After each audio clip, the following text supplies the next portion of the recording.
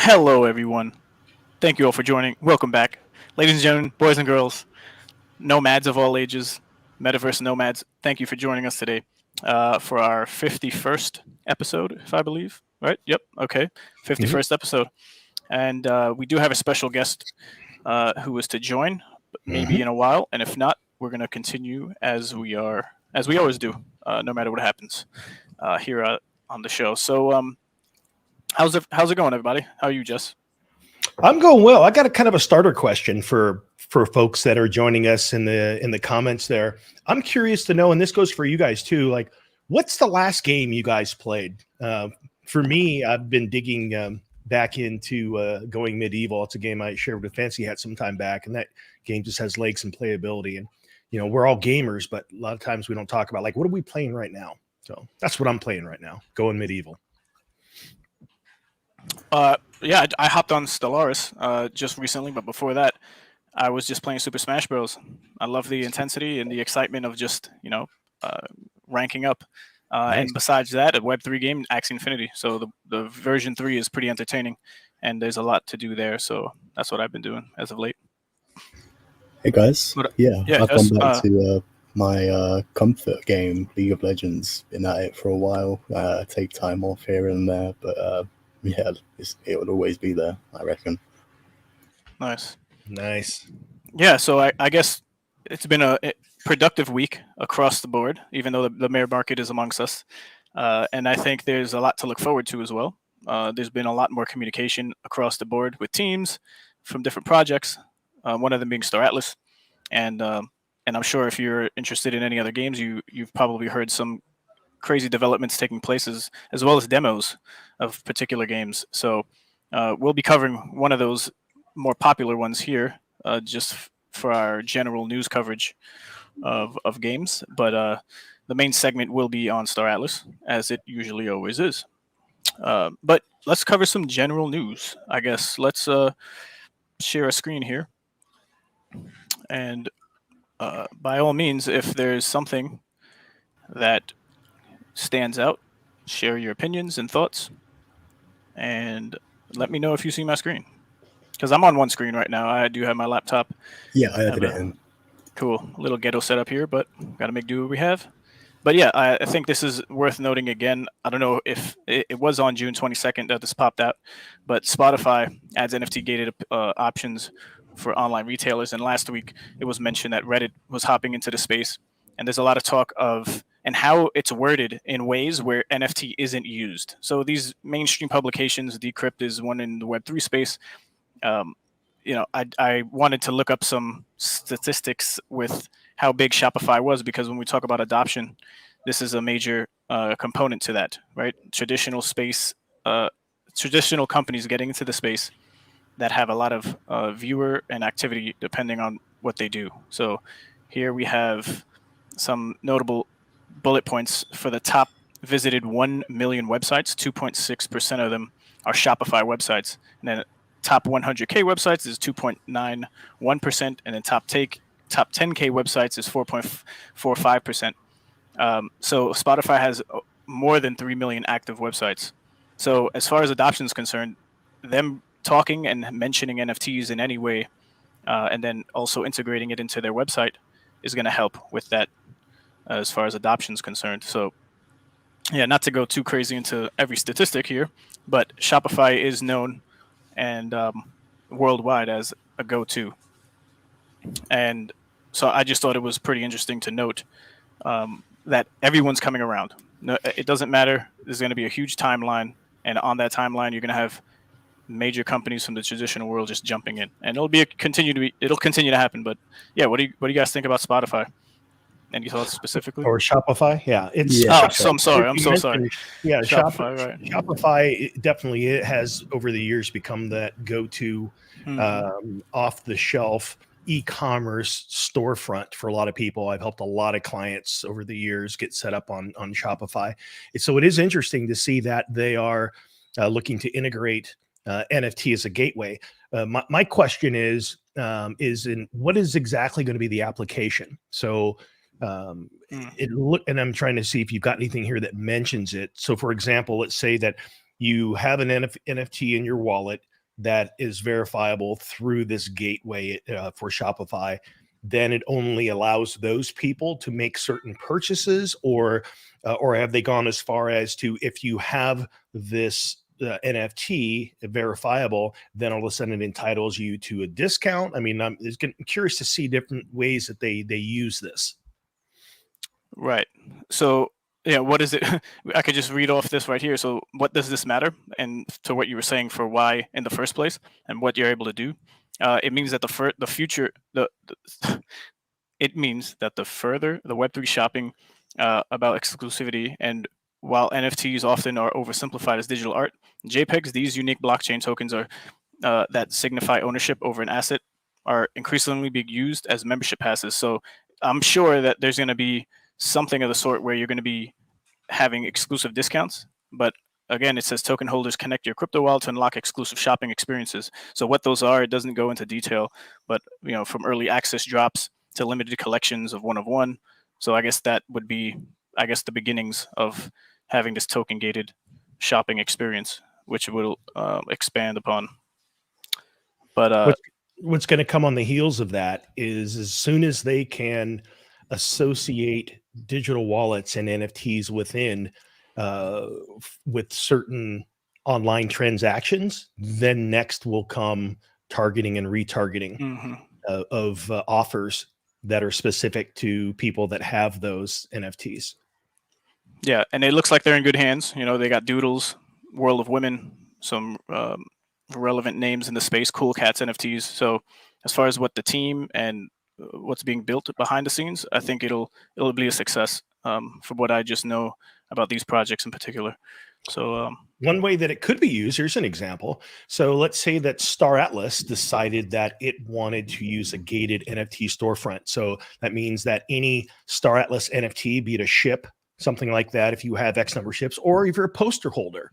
So if you have a poster, they might say, hey, you can go to the store and you can buy a Star Atlas tee, but the only way you can access that cart is if you can show that you have a digital wallet that has certain Star Atlas NFTs in it. So that's one of the ways that I could see it being applied. Right.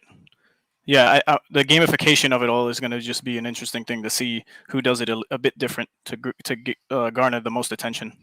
But yeah, I'll continue on. I'll skip the GameStop stuff because, Fancy, I think you mentioned you were going to talk about it. I have some slides, but it's quite relevant now, so I don't mind. All right, let's go.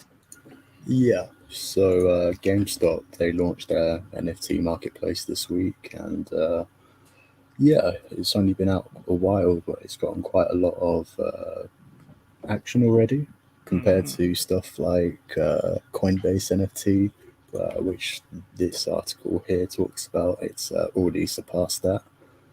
And yeah, the GameStop marketplace isn't even offering gaming NFTs yet. This is, I'm not sure, just profile pictures, things like that. Right. But they do have a lot of things coming soon, especially with Immutable X, who they've partnered with, I believe. Looks interesting. Yeah, they have a great diversification of games there for what's coming. I personally like more than half of those games. So yeah, and power to the players, Swagner, watch out. Yeah, so that's another thing. The slogan of "Power to the People" that Wagner is usually talking about after any interviews or Twitter Spaces. We got GameStop here. Power to the players. So I don't know, some competition there, maybe not. Yeah, it looks like it. Yeah, but yeah, I could competition and more name brands coming into the space, like Shopify. Yeah. One thing of note before we go on, for those of you who see this sexy new PFP that Fancy Hat's rocking there, just a little backstory on that. I don't know if you want to share it, but you've seen on past shows how we talked about AI creating art. Well, that is AI generated. Do you want to share a bit more on that, Fancy Hat? Yeah, I'm just going to load up so I can actually show it to you. I don't have any searches left this month, but I can show all the things I've created. So you give it a basic just prompt. So whatever you want, you can type in with filters or a setting or a background. It's all about what the AI can recognize from the words and recreate, and it offers you different styles of just interpreting what they have, like upscaling it, making variants of it, and you can create some very cool things. For example, if you see this one here, they're all with the same prompt, but they all look slightly different because it's recreating it with that input. How many variations did you look at as a whole before you landed on that one that you like? I was just going for the fanciest hat, really. Nice. Yeah, so that's what the majority of mine are, and yeah, I'm happy with it. Very There's cool. Axie on fire here. Yeah. Midjourney, I guess there would. check it out. Yeah, Midjourney is definitely the place to go. I like the quality of what is generated versus DALL-E. And yeah, I dabbled with it myself. I got a particularly interesting PFP for future use when it comes to Rome. So it was fun. But yeah, I think continuing on our journey of news, there was something that stood out to me too. Disney is all over the place and is joining up here with Polygon. So you might have seen this. If you haven't, well, here you go. The leading cryptocurrency by market value is up 5% on the day, 20,000 Ether. Second largest crypto gain 10% to roughly 1,200, which is Ethereum. But it goes into how Matic is the place to be for quicker transactions. We got the charts, but Disney is definitely getting its hands in to. From what I read, not sure yet. Again, all of this is relatively early for any of these companies, but they're partnering with people who know what they're doing to the extent where they will be successful. So we'll have to. If anybody else read anything or followed up, it was just major headlines. I think watching crypto news lately is fascinating. I mean, obviously, we've seen that, that Bitcoin itself has found some support around 20, even though it's, dipped a little bit lower. We talked about last week how El Salvador scooped up another 80 Bitcoin. So obviously, some of the developing countries that are leaning in that direction are still bullish on it. And then when you think about, if you remove all of the hype from crypto, which is, when bear markets come and we see that dip down, what still remains is the underlying technology. And that stuff is exciting. And this is the time where projects dig in and start doing their stuff, which is pretty cool. And then at the same time, we see crazy things going on with fiat currency. I don't know if you guys saw the news here recently, but for someone that's an American living in Europe, it was interesting to see that now the dollar and the euro are even for the first time in 20 years. So, and then of course, we've even seen the same kind of dip with the British pound. So it's interesting just how much fiat can be manipulated, and all the more reason why we absolutely can see value and benefit from what's happening in crypto and blockchain. So it's just interesting to watch all of this news and things unfold in these interesting times. Yeah, it's pretty ironic how there's so much corruption or scams taking place within Web3 and crypto.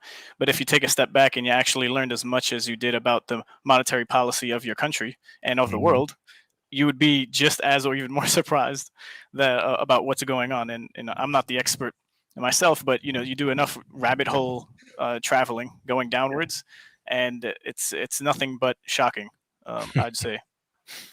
Indeed. So it's the tip of the iceberg here with Web3, anything Web3 crypto related.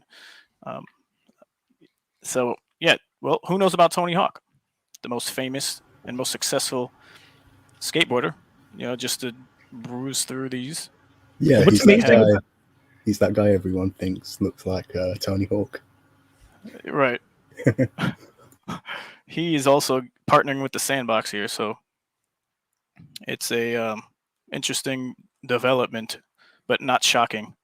And we have Tony Hawk is entering the world of NFTs with the biggest skate park in the metaverse. So he's going to be building out just like Snoop Dogg did whole skate park for those who want to take part. You know what blows me away by this is that Tony Hawk is still to this day the iconic and legendary face of skateboarding. Like if you ask for one single name when it comes to skateboarding, Tony Hawk's name will come up. But the dude's 54. It's amazing that he is still associated with boarding. I would have thought by now there would have been like a couple of others, kind of like Wayne Gretzky with ice skating, but or hockey. But it's interesting that still to this day, he's the guy you think of. Yeah, he actually, there's a quote here. He goes on to say, "I have been a fan of new technology for all my life, from the first video game and home computers with CGI capabilities. So I'm fascinated by the metaverse and excited to bring our culture into the virtual landscape of the Sandbox," Hawk said in the press release. And what it consists of, as far as like the partnership, is a collaboration with NFL star Tom Brady's sports-focused NFT platform, the Autograph, which came out months ago, I guess the beginning of, or end of last year. I remember it became a headline like this one, and it will include a collection of digital avatars with that players will be able to buy on the platform, as well as access to the virtual skate park where they'll be able to skate with other players. So for all you skating fans, you got some place to go in the metaverse to skate now. Yeah, I've seen some cool. cool new electric wheels, which is kind of like the new skateboard, I guess. Like we're also talking about technology here. So this is a clip I was watching earlier today. Nice. Oh yeah, nice. A lot of power in that little thing. What? That's insane. Yeah. He's probably about 160 pounds, I'd say. 150 to 160. About $2,000. I'm getting Are one. you talking about weight pounds? Yeah, as far as his body weight is concerned. Okay, yeah. Yeah, so that's pretty cool. Definitely. Right. And then onwards, I think another notable company and brand you might know is the Playboy. So Playboy to launch the first meta mansion in the Sandbox. So Sandbox is on a roll here. And I just thought about the kids. So the first thing that came to mind was Sandbox is children. That's what I feel like it appeals to the most, because it's almost just like Minecraft. Although yeah, go ahead. But they're kind of Sandbox an interesting place, and we've talked about this. I think that while Roblox is still not really truly considered in the blockchain space, what they're doing is primed for it, and they own the space when it comes to kids under the age of 16. In fact, the majority of their demographic is under the age of 13. And so I always look at that as like they're grooming them and getting them a learned behavior early on. So maybe with Sandbox, because of the pixelation, it kind of looks like Minecraft. But yeah, I always think of Roblox first when I think of the under 16 demographic. But also remember, Playboy did do an NFT, or at least someone licensed Playboy to do an NFT, because that's something that Bonafide, he ended up grabbing one or two of those. Yeah, he did. And unfortunately, the price since so it says at the time of writing, the floor price for the Rabbitars NFT on OpenSea sits at 0.19 Ethereum, or roughly $206, making it 74% decrease since the launch in October. But that, that's because overall market's down. But I guess as the market goes back up and more marketing is done, I guess there's a place for everything in the space. Yeah. So yeah, Sandbox, another partnership there. No surprise. But that's a good point, Grist, for sure, that, Roblox model seems to be very much like what we're starting to see from Meta and what we've seen from Apple in the past, where they want to own the platform and give developers just a small piece and keep the rest for themselves. So yeah, things that lean towards decentralized and open source are definitely, at least in my opinion, the way to go as well. Absolutely. And so on to more broader news, but some news that actually helped with the beginnings of the bear market on a macro scale was Celsius, and they filed for Chapter 11 bankruptcy, and we were able to now peer into the order books of how the company had and what they didn't have, and it's totaling to $4.7 billion that the crypto lender Celsius owes to users, and that's a pretty big penny there. And I think that with all this taking place, hopefully that with the Mt. Gox situation, even though it took close to 10 years or 8 for people to get their money back, there's some type of restructuring that can take place, or rebranding, and then maybe a claims that people can have and file. So maybe retrieve some of theirs, at least 50%, if not 100%, because that's a lot of money. So based on that, then, do we think there is going to be more scrutiny on companies like Tether, for instance, where for a long time there was a lot of concern about whether or not they had the assets to back, to back what they're doing?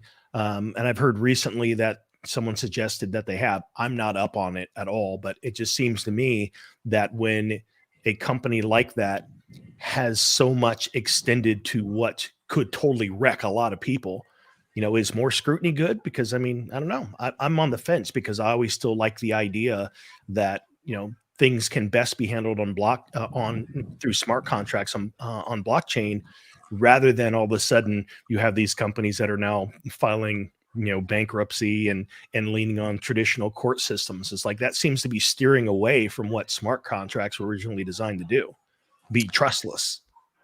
Right. So personally, I never thought that we were going to be decentralized completely forever. And I think that it's what I welcome it, because there needs to be something of a foundation for the masses that are in the traditional space to stand on, when it comes to this, especially taxes, because that's where everyone's problems lie. How do I file, and what do I need to do to optimize for everything that I've either gained or lost? So there is some legislation that was written. I forget the name of it now, but in the United States recently, I think within this past week, and I read a Twitter post or a thread that kind of listed the pros and cons. So I guess that was one of the things I skipped out on. But yeah, I guess a Google search could look up the name. Is probably, but yeah, definitely legislation, and we need some legislation. And I'm not calling for centralized everything, but we do know how the government creeps further and further into our personal lives, and I'm not totally supportive of that at all. So I guess with time we'll see. But the more of this happens, the more that this happens in the space, where I think this is the equivalent to Lehman Brothers in 2008 when the housing market crashed. Like this is like the worst I think that it could ever be, and hopefully we're nearing the bottom. There's some calls for further downward pressure, with a lot of other things happening, but it'll only help the majority of people in the world, I guess, or depending on your country, if there's some type of legislation. Wasn't there some mention of one of the big financial institutions? It was like JP Morgan or someone that was looking to bail them out of this at some point. Yeah, so Binance and FTX and also some traditional banks took a look. We're taking looks at what they were on paper as far as the health of the company, and there was just huge gaps of like $1.5 billion plus that wasn't accounted for, and it needed. I guess it wasn't addressed until we had this, bankruptcy Chapter 11, where now it's out in the public and everyone can see what it is for what it is. So yeah, they weren't saved by the central bank of Sam Bankman-Fried and or Binance with CZ. Yeah, I was more curious of why some of those companies would look to bail them out. Like, what was in it for them? Like, what were they seeing? Like, what was the win for them in doing that? Because we know it wasn't out of the kindness of their heart. There was obviously some win scenario that they got something for it, and I just never understood what that was. I could tell you this: the community, the Celsius Army, was by far the largest compared to any other centralized or decentralized project. So for any other reason, it might have been that for the marketing, and then also the name, if it was salvageable, as far as maybe with a little rebranding. But but I think it was by far just the community, and the potential of just getting into the space and having a foundation to start with a rebrand, and to market it differently than what it was used for initially, maybe. But Have community you guys was real big. have you used their service ever? Anything like that? Yeah, I had some funds on there actually. So nothing compared to what I have on other platforms in the Yeah. decentralized space, but yeah, it was smooth. It was no complaints really. It was just Alex, who was the CEO. He was the one basically being the accountant for all of the funds, and we put our trust in him apparently because he was the one making all these decisions, which ultimately ended negatively. So during the bull, I did something, I believe it was with Ave first, and that was just a weird experience because I ran into some trouble and something got stuck, and then eventually got worked out. And that was my first experience of, wow, you can do loans, but there's not really any support. So that's like you're kind of on your own kind of thing.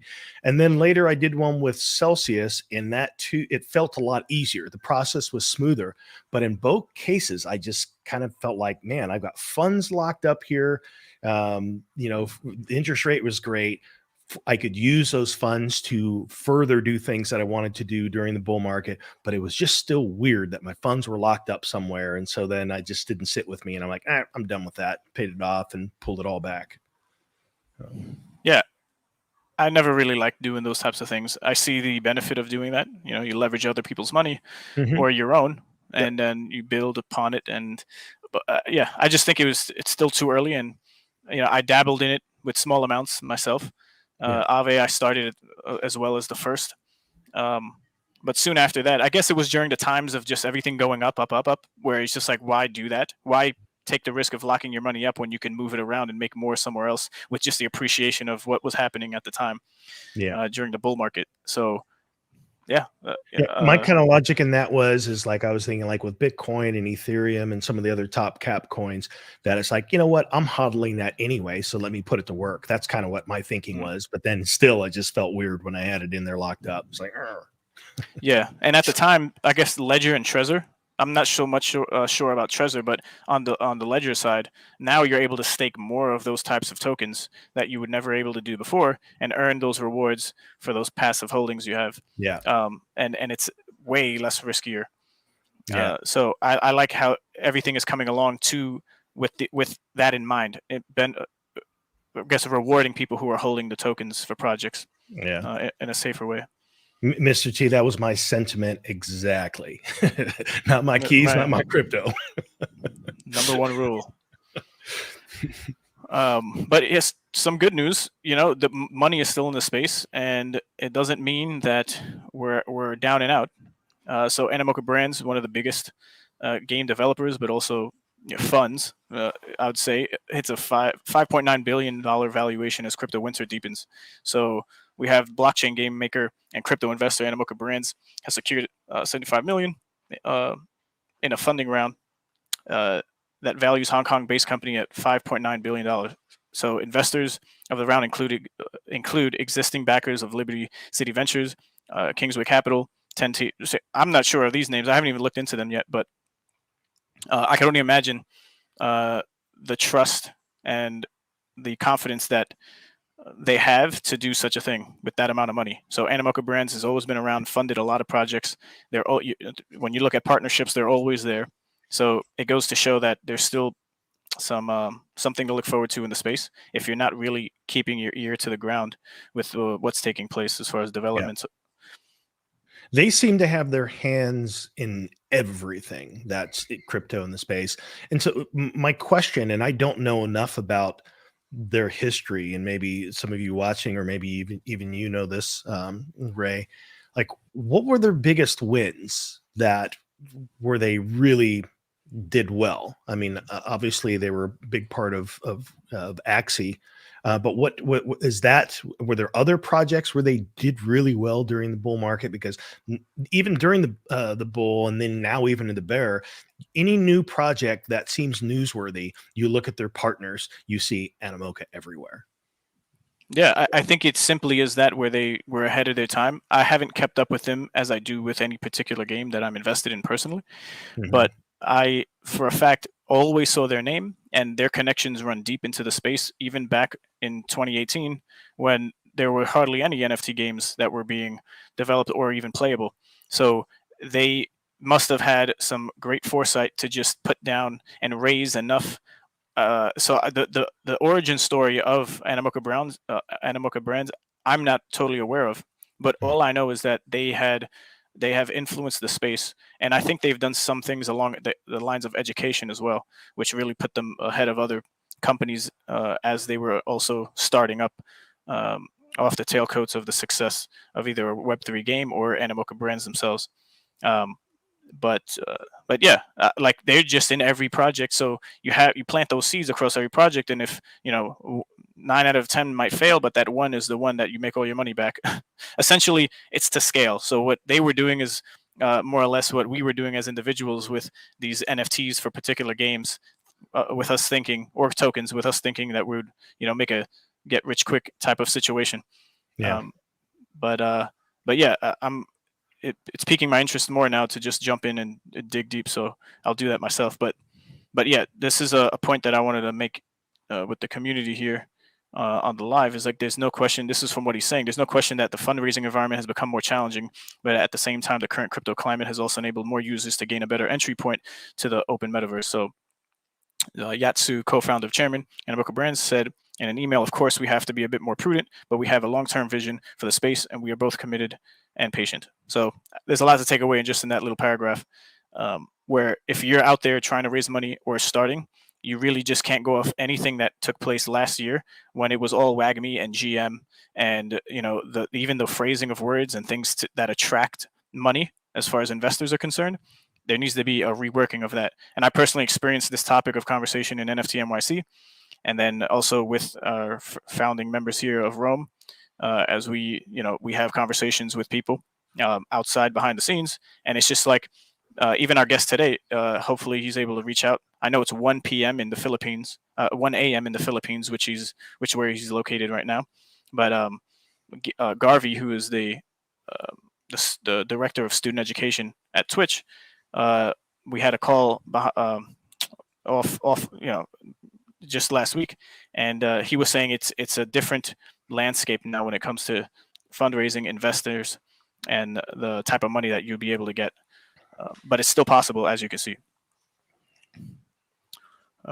So it's pretty interesting stuff there. Yeah, and then, I agree. Do you have any more stories, Ray? No, that's about it. I'm pretty good. Perfect. So this week there was the first trip for Otherside, and we have some footage, a 2-minute video explaining like the basic concepts, and then we can play a bit more footage, which we'll talk over ourselves. Yeah. Hey everybody, this is Curveline Films, and today we're checking out Otherside Metaverse and their first tech demo called First Trip. Now this game was made by Yuga Labs, the same company behind the Bored Ape Yacht Club. To enter, you need to own an Other Deed plot and connect your wallet for verification. Now in the Infinite Expanse, we meet a giant bored ape that would be our guide to the other side. We also learn all the controls to play the game, and we get our first look at a coda correctly color named Blue.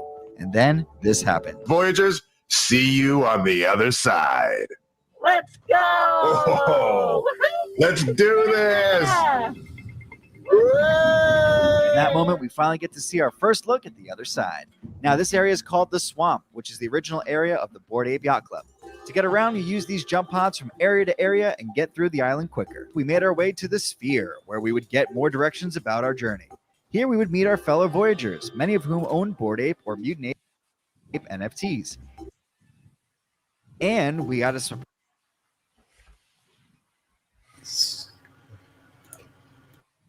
Technical difficulties. Yeah, might just give it a second to buffer. Yeah. Let's go. And we got a surprise visit from the ship shown in the original teaser. But then our first mission started. We had to go find and save the Kodas. There have been a lot of speculation on what Kodas are, but they do seem to be the main species of this game. Maybe they'll give you missions in the future, but they seem to know a lot about the world and what's going on. After freeing the Koda, we made our way back to the Sphere while enjoying the gorgeous view. Also note there was 4,500 other people in the game with no lag at all. By far the most impressive metaverse I've seen to date. And now we make our way to the obelisk for the last part of the first voyage. With the arrival of our fearless ape leader, we start the mission. Let's begin the mission. Whoa, whoa, whoa, hey! That's my line! After lighting all the mini obelisks through different actions, we gathered together for a selfie and a job well done. Hearts all around. But then the evil Koda shows up and we have to defeat him. As a team, we jumped off different launch pads and hurled ourselves at the boss until our Koda friend Blue got us all together to attack at once. Now, it did take a couple of hits for the boss fight to end, but honestly, it was a lot of fun. And working as a team and seeing over 4,500 people working together to defeat a boss, that was hands down the coolest part of the day. We celebrated and talked about our coda farts, and the mission is finally over. So we all head back to the Sphere and celebrate by watching a very, very, very, very, very short teaser of what will be next on the other side. Thanks for joining, and any questions you have, write in the comments below. Like and share and smash that plus button. That's impressive. I mean, it really, I think that is probably one of the most evolved looks of what we think of when we like always use in Ready Player One as a point of reference. You know, I love that scene where you just see all the players coming over the hill, you know, when the call is put out. And so to see that 4,500 people show up and to have it be that lag free, I mean, there's just a tiny bit there, but it's impressive. It just gives you an idea of where we're headed. Yeah, and shout out to curveline.eth for this video. Really nice introduction. So you do need an Otherside land NFT to participate, and they are quite pricey. They are 2.8 ETH floor price right now, and there is 100,000 so you're saying that of them. Just under $6,000 that all 4,500 people that had at least spent nearly $6,000 on NFTs. Yeah, I assume like all the Bored Ape Yacht Club people get one, and just everything like it'll add up quick. But there is 100,000 of them, so yeah, times 2.8. That's a lot of Ethereum right there. And if you did have like a land NFT during this trip, then it upgraded after the mission was completed. So you can see that here. These are 3 example deeds, and like the top piece of it is finished now. They've done that first little mission, and as they release more of these tiers are gonna get released, upgrading the NFT as they go along. Looks good. I think there's been a lot of time and effort and thought put into this, and for a long time there was a lot of negativity talked about with just how much money the land sale raised, which was like over 100 million. And just before that, there was a lot of talk about why aren't they just using the original 100 million plus they made off of everything Bored Ape Yacht Club.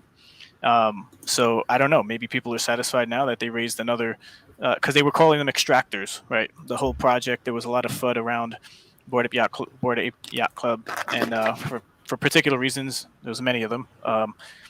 But now we see this, and I don't know. A lot of the community sentiment is turning, I would say. I know mine is, just from being a conscious observer, not ever having a Bored Ape Yacht Club. Right.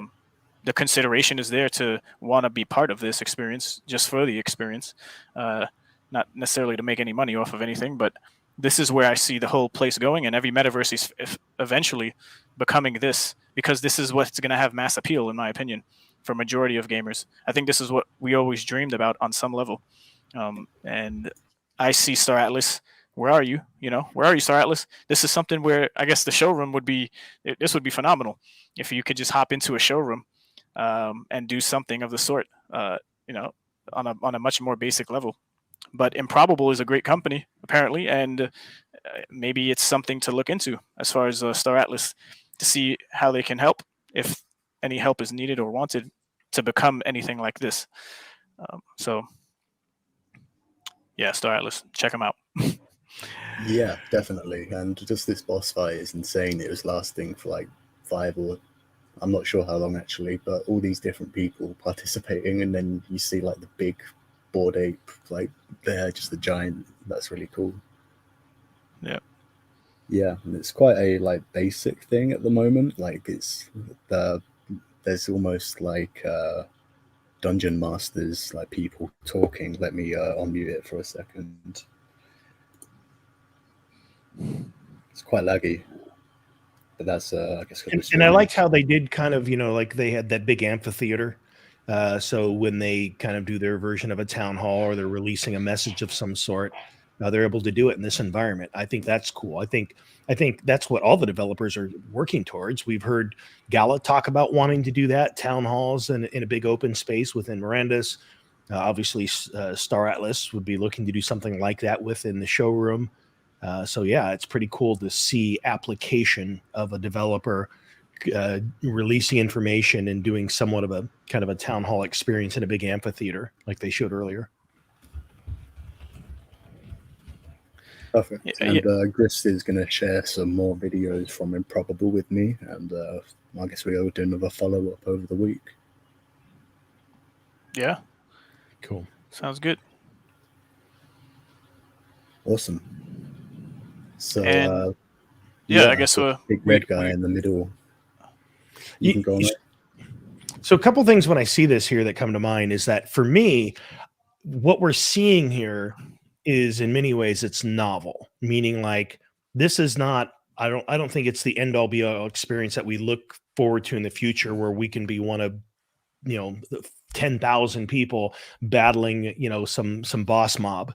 What I think that it demonstrates is the fact that we're looking at a time where we're not going to be hitting a ceiling of lag for what the gameplay experience is. It'll be transparent. In other words, it won't be a thing that we have to think about because there's too many people on the screen at once.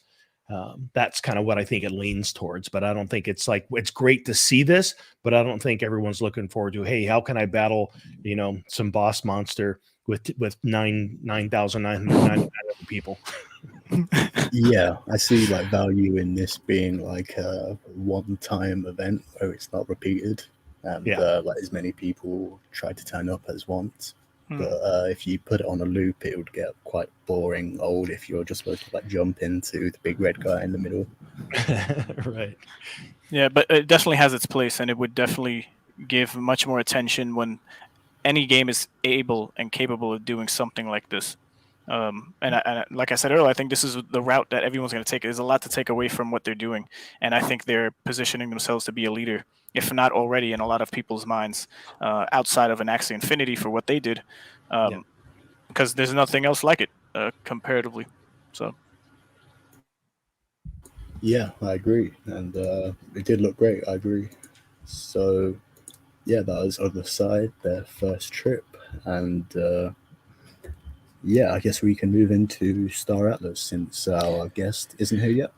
Yeah, so Garvey has yet to reach out. Something must have happened, and I'll find out. And then, if anything, we reschedule. But I'm excited to have him on at any point for our reschedule. It's going to be a great show when it happens. So, yeah, we can move on to Star Atlas.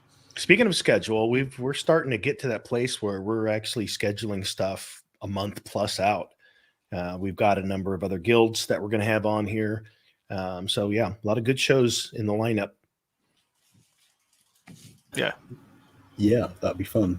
So one way we can go into Star Atlas is having a look at the new video with Michael Wagner in it, explaining the difference between the current status quo and what is upcoming in the 4 to 6 event.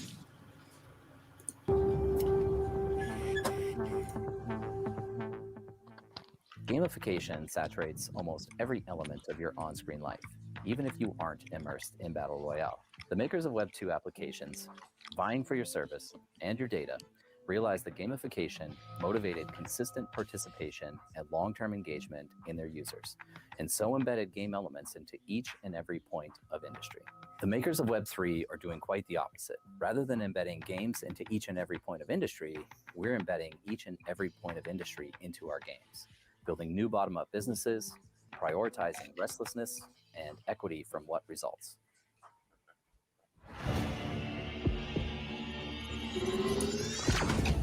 Yeah, I like that little series.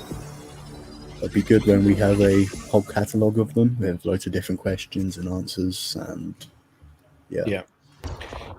Gamification is definitely not something that's new, but it's interesting to see how it's being applied lately. But if you look at models from whether it's language learning, whether it's, I don't care if it's Uber Eats, if it's Untapped, which is, tracking craft beer, it's all about badges. It's like, what badge did you unlock? So gamification has been a big part of a lot of industries for quite some time, especially over the past 10 years. I think that's like when the past decade is when a lot of companies started looking to how can we gamify this experience to keep our community engaged and want to engage more. So it's interesting now to see how it's going to be applied at a whole nother level. Yeah. And I think the market of education is just always going to be around, especially in the space. Like Garvey, he is the director of student education, and he has a lot of things going on. And again, we'll reschedule that. But he's a plethora of information when it comes to that, as that's what he's been doing for the last 8 years at Twitch. So whatever is going to take place as far as on the education front with Star Atlas, more power to the team and whoever they bring on to help communicate this information out to the masses, because Right. that's the second battle. I mean, the second battle to ultimately winning the war here when it comes to onboarding anyone is this the pipelines of information and how they're I guess shared with the world, because we're not Right. putting flyers under people's doors. I always use that example. We're not having flyers to join Star Atlas and going into apartment buildings and putting under people's doors. It's social media. So if it's Right. not social media that you're going to utilize and put marketing funds towards when the time is right, if that's what any particular team feels is what they're waiting on, with something tangible like a showroom or Stellaris top down Yeah. type of game. So I think it's just the right way to go, and to continue pushing in that way. Like a lot of companies during, sorry, just I know you have a thought. I just it's coming in now. A lot of companies are strapped for cash. A lot of this new money is poor now, right? So the old money is doing all these fundings of these new projects, and if you made the money and you were smart with it, you have enough. So any project that's developing now are looking at letting go and shutting down their content team because of runway, and I think that's detrimental in the long term, because you always want via algorithms to be producing constantly. So if it's any one of these social media platforms like YouTube, TikTok, or even Twitch, pick one. It's consistency that trumps, and then if the quality is there and there's education and value for people, then it just continues to grow, and you're gonna ultimately make out like a bandit, as I would say Axie Infinity did throughout a bear market. Yeah. So yes, go ahead, Jess.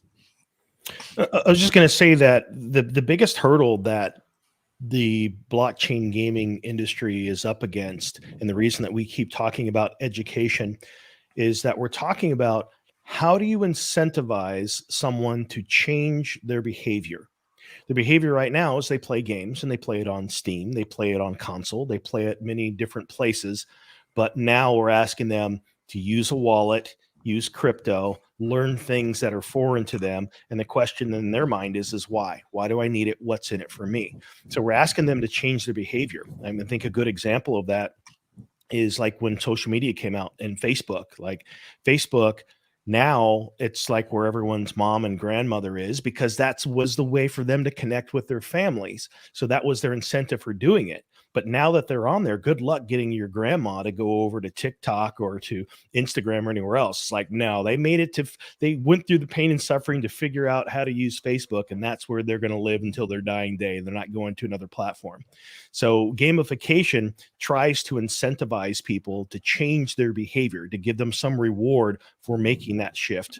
And it's going to be interesting to see the different ways that companies explore how to do that. And this is one of the ways that I think that traditional game developers in the legacy space have gotten it wrong. Like we saw Ubisoft and some others where they got backlash by their community for trying to dive into the NFT space. And I've said this a number of times on the show. I think that the way that they need to approach it is to give away NFTs that may later have value later, but that is just the enticement for getting your community to establish a wallet for something that you're giving them for free, in recognition of them having been a part of your community or having done something within your community. It's a recognition and reward system before you start charging for them for this new behavior. Yeah, it's the delayed gratification method needs to come back to this to reality. Like we have to be more rational here as the people who have been exposed to just quick gains and then NFTs that are able to appreciate so much so where you just flip and make a profit. So a lot of these companies won't last if they're just doing anything other than having multiple layers of incentivification, but over a longer period of time. That makes sense. So, white papers and roadmaps are still relevant. I still think they're important and they have their particular place in the space. Some companies don't think so. Some people think it's kind of a dead issue where let's have something tangible first and then give me a roadmap. I want to play something. But either way you look at it, you need to have a well-rounded approach, and you can't just have something playable, because that's almost the most easiest thing to do on Unity, right? We've talked on the past on shows where you can just buy particular assets and do a mock-up and have something where you can just join in, like a lot of the demos we play for either Mirandus or any other game. It's not the most world-bending thing to do. So the more you learn, I guess, about how to do things like that, the more you realize, like, hey, yeah, we have something playable as a demo, but it's nothing compared to what in 10 years we're going to be able to do. And where does that, what's happening in between now with this demo and then where the project ultimately will end up. Yeah. I'm still of the opinion that when companies like Gala say that we don't do white papers, that is just an excuse because they don't really have anything to share. Because the truth is that if you're asking people to invest in your company and to believe in you, then your white paper or light paper, or whatever you want to call it, is your pitch deck. It's your way to share some of your critical thinking about why you're doing what you're doing and what you believe it's going to accomplish. So simply say that that's not something we do. That's a lame excuse that I don't think is going to fly anymore. And even just recently, like I have a screenshot of that even Gala Games now, they just released what they're calling a light paper for Spider Tank. So it's not something you can escape if you want people to really believe in what you're doing. We need to know what you're thinking, and that's kind of what your white paper or light paper kind of maps out. Yeah, and maybe for the benefit of the doubt, it might be Gala Games' position to have always said this and then dump that legal or whatever the consequences of releasing something early to the developers of that actual game. So it might be the people who are developing the game with just the help of Gala with the marketing side of it, I guess, because that's what they do. They sell all the NFTs for every game that they onboard. It's going to be revealed that the developing team is thinking this, and this is what's going to happen in Q5 or Q4 of next year, and so on and so forth. So they might still have that stick to that standpoint of, we don't have one as Gala Games for our token in particular. There's nothing there. We don't believe in it. But these games in particular that we're helping with marketing, because that's all I really see. And again, we don't know the inner workings of the relationships between Gala and any of these games that are coming on board. But it would be the best thing to do for these developing games to make one, no matter what. Hopefully, Gala says, because this is what gives us as the consumers, the investors, the people who are going to spend our time in those ecosystems, in those games, the confidence to play them and then invest. Because you can't really, what else are you going to call it? It's not anything other than investing your time and energy and money. It's all the same thing. Right. So, but I agree. So on the 21st of July, Thursday this week, there's going to be the 4 to 6 live event.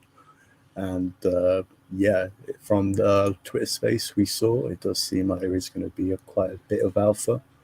So from a quote, 4 to 6 is a little slice of Copa. Along with these exciting releases, there's going to be additional community entertainment, including music guests and opportunity for discussion in the Atlas brew afterwards. And additionally, something big and unreal will be dropping a little bit after this event.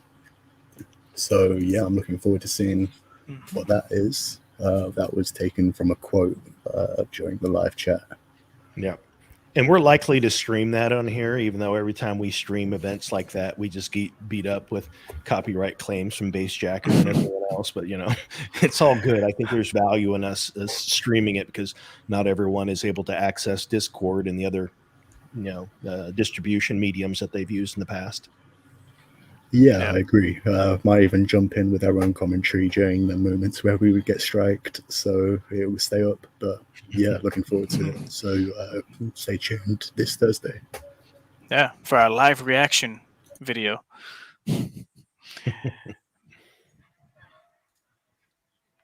What else have we got? So there was the ONI Times July 20.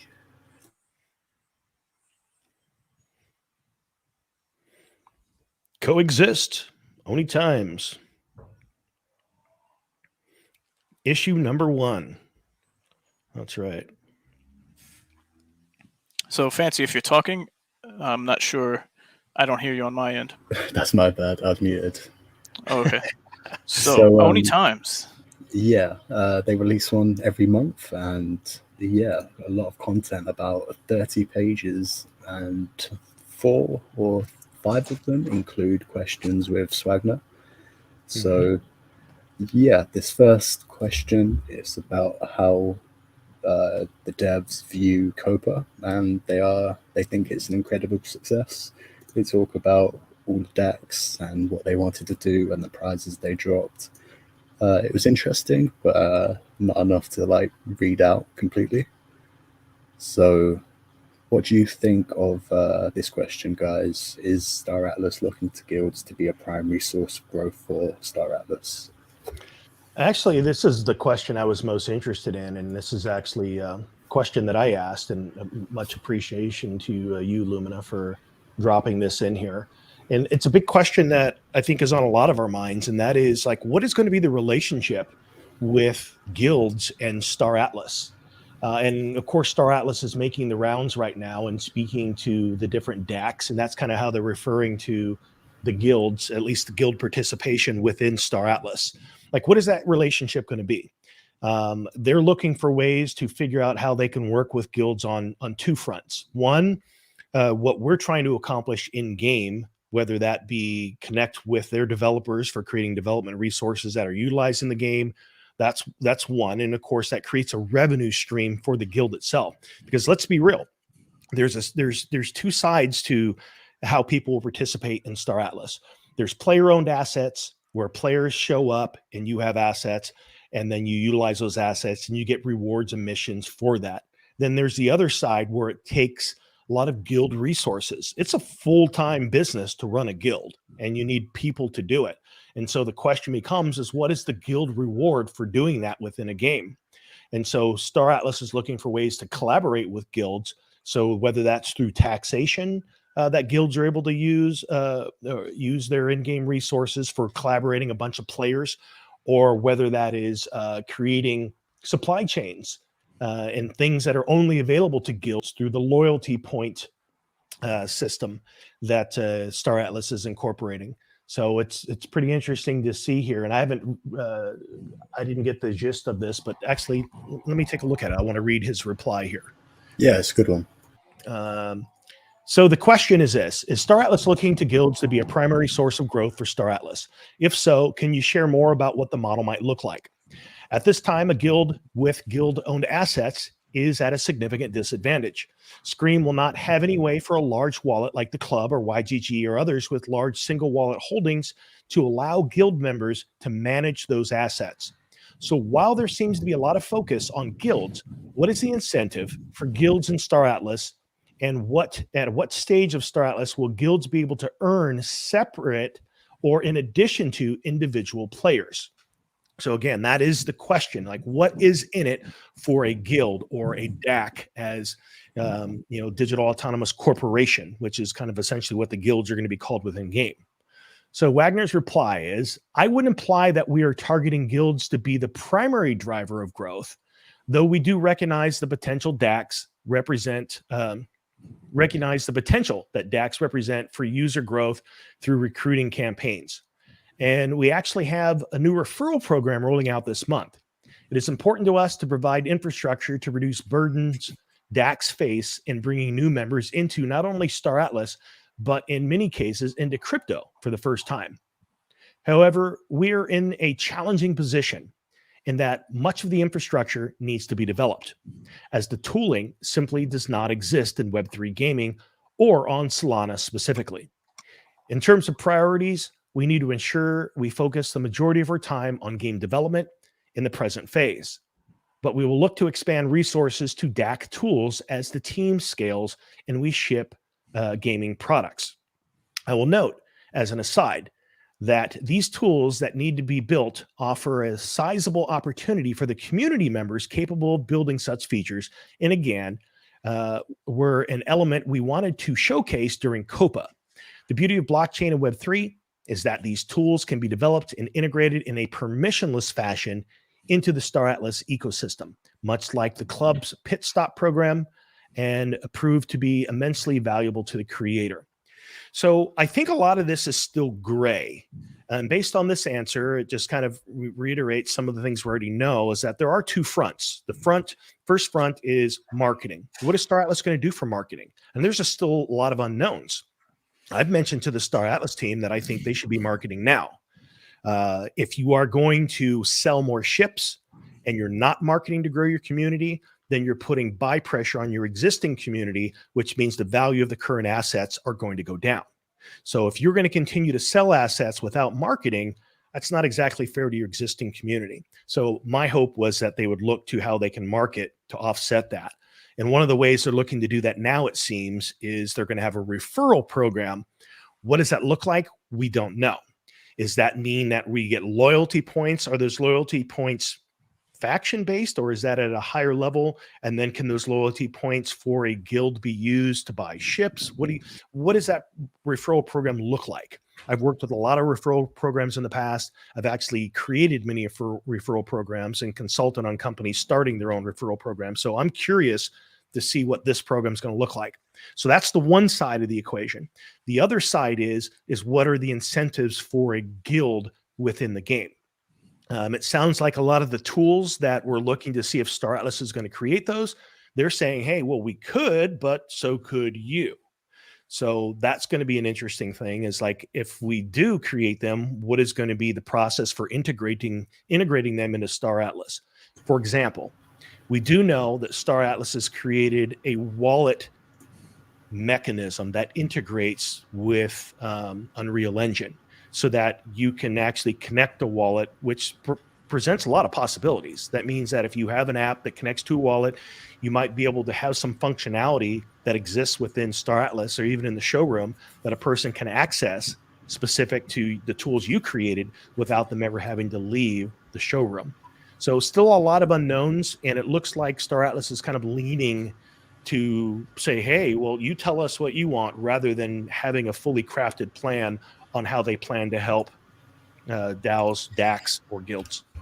Yeah, I coming from the Axie Infinity very early on, when there was only like 10 to 20,000 Discord members, and without even AXS being a token that was live, and it was very early on, and there was a lot of support and enthusiasm and content creation specifically on YouTube. Yes, Twitter, there was a small amount and it blew up, but no matter what video streaming platform you're using, like I said earlier, these are the ways that, through your enthusiasm as the investor or player initially, is what's going to help spread the word of the game and what the game is to become and what it is currently. So there was a lot of issues going on throughout the period of its infamousy with its run up in both appreciation as far as the token prices, and then it growing in reputation compared to any other Web3 game. And there wasn't any or very little attention put towards content creators in a way that was monetary. That was monetary, as far as like, but that's where I think Axie fell short, where they didn't have to worry about paying anyone anything when it came to content creation. Now, I say this not because we as Star Atlas content creators should be compensated for our work in promoting of the game. Nothing of the sort. It's more so of taking a step back and looking at what they didn't have to do, which a lot of projects have to do now. And when Jess mentioned how putting money towards marketing and doing it maybe even before there was anything playable, you could always talk against or for that in many ways. For the already existing community and why it should have happened to benefit them. And again, the similar conversations that I experienced with Axie, where there's always been a collective of hardcore supporters at day one who initially invested in the land sale of the digital, pixel plots and of the Axies, all the way up until there was really no hype until the initial growth, where now I would say the masses came in. So we are not at that point where we have mass adoption of any of the assets or the game, because there's nothing really playable. Axie always maybe had this card game playable, so there was something there. So in my opinion, yeah, as soon as there's something tangible, you go hard with marketing.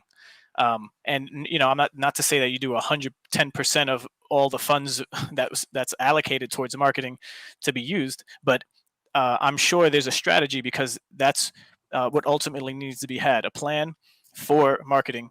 And this is where content creators come in as a supporting role in that. There's a lot that can be done with a small group of dedicated, consistent content creators for any particular game.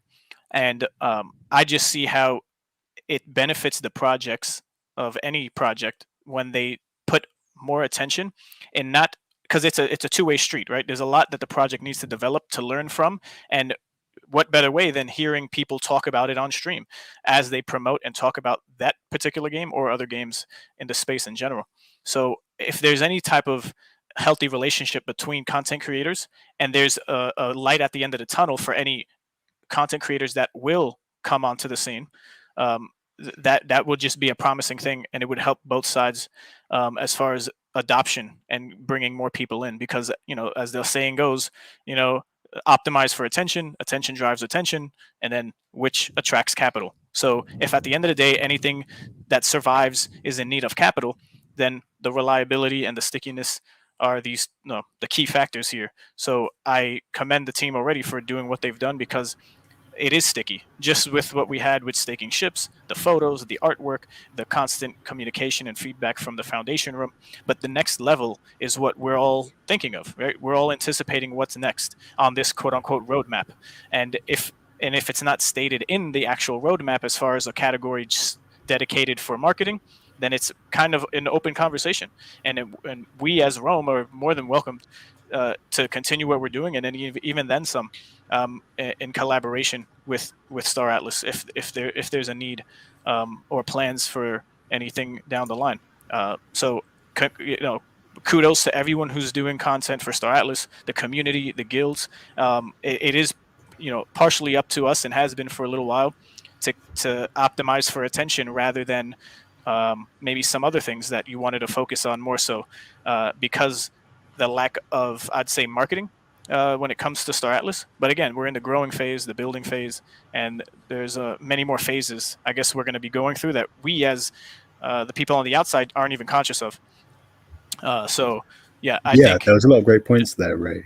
You did talk about optimizing attention, and that does lead us a bit on to the next question about how we can get like as many eyes on it as possible. So it's about specifically Turkey. But in Swagner's answer, he said, with that said, we intend to add support for many languages over time, and in many cases, this is already happening with the support of the community. The white paper, for example, has been translated into many languages already.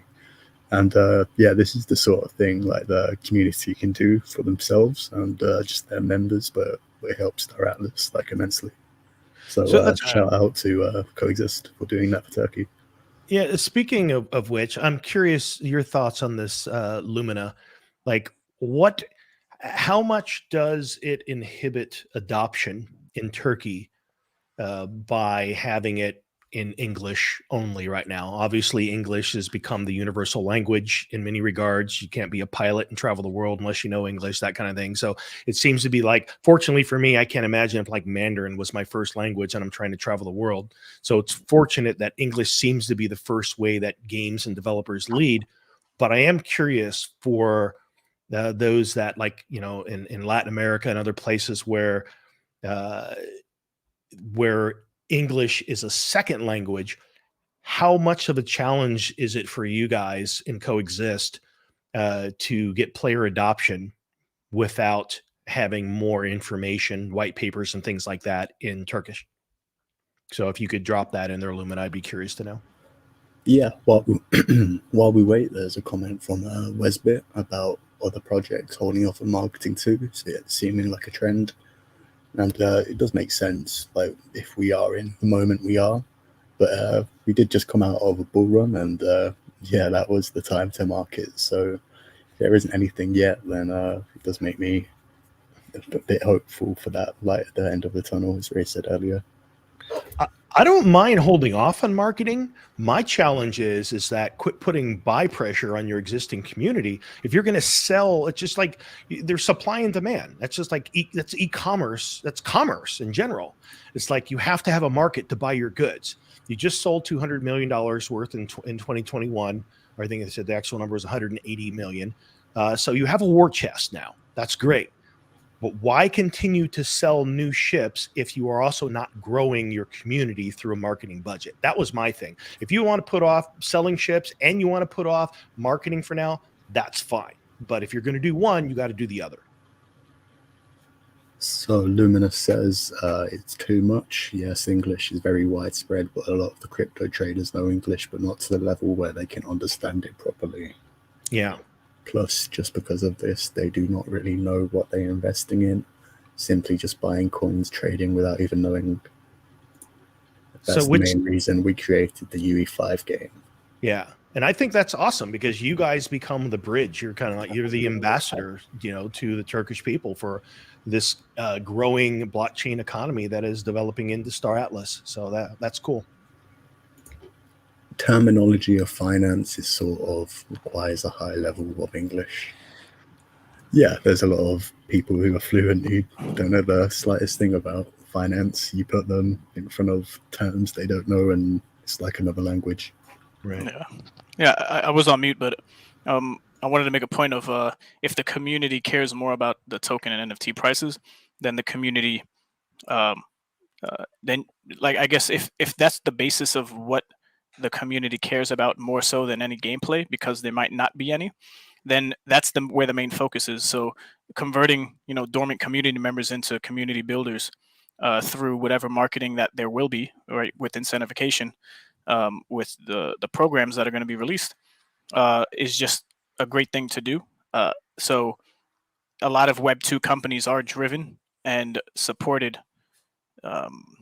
with content creators. So the method to the madness is there, and I guess the roadmap to success when it comes to content creators and creation is it's not like you're reinventing the wheel. So I think there's a lot to still be said on this topic, and a lot to look forward to. But we're in it. We're in the workings of everything happening. So it's exciting, and then we're essentially building it all together more so than anything else. Yes, Lumen, I spent a lot of time in Istanbul over the last couple of years. An amazing city for sure. Love it. Yeah, Grist, I absolutely am on board with that here. You're saying that they could slow down ship sales, even incorporate lore and slow down the next phase of ship releases and support the 5,000 to 10,000 who engage with the project.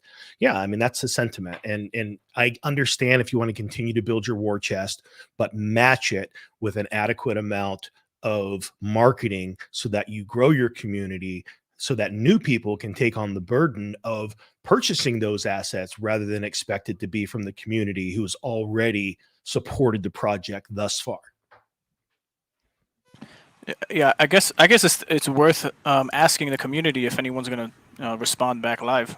We could probably talk about it too. It's just like, what would you guys want to see in maybe specifically the content side of things from what the team wants, or from what you would like from the team, and if not, also just with the upcoming DAC that's going to be released or is being worked on.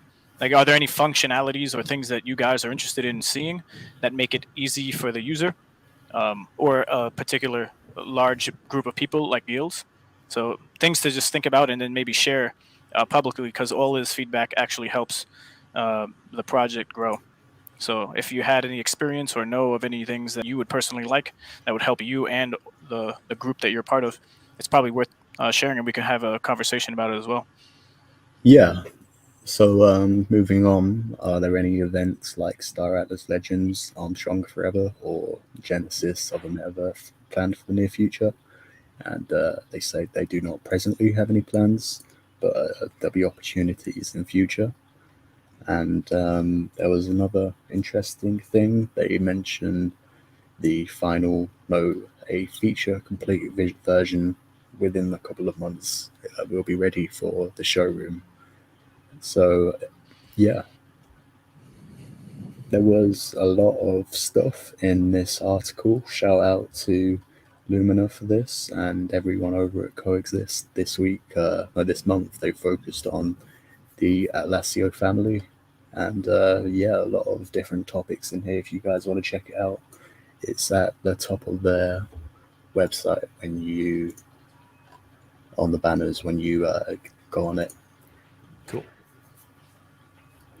Sweet. Yeah, So- amazing things happening at Coexist. Great community members. We wouldn't be here without them. As far Yeah, as I where agree. we are, I guess, on the timeline with the Star Atlas. And I don't So- know how it's going with like other factions, but I love how things are developing within ONI. So we've got this newsletter now, and for those of you that don't know and that are in other ONI guilds other than Rome or Coexist, we if you are in another ONI guild, then be sure to reach out to us. We've reached out to most of the other guilds because we have a Discord called the ONI Consortium. And that essentially is an embassy, and it's a place for the different ONI guilds within the faction to kind of connect with each other. And whether that's share ideas, whether that's alliances, and in the future, it'll probably be in a great place to settle disputes. So I really like how ONI as a faction is really doing some cool stuff to come together. Yeah, I agree. So, yeah, if you're interested in that, feel free to shoot me a DM on Discord, and we'll get that sorted. So this week there was a transport ship that got revealed. Well, the outline of it got revealed, and it's a long boy. It looks big. Yeah, like a submarine.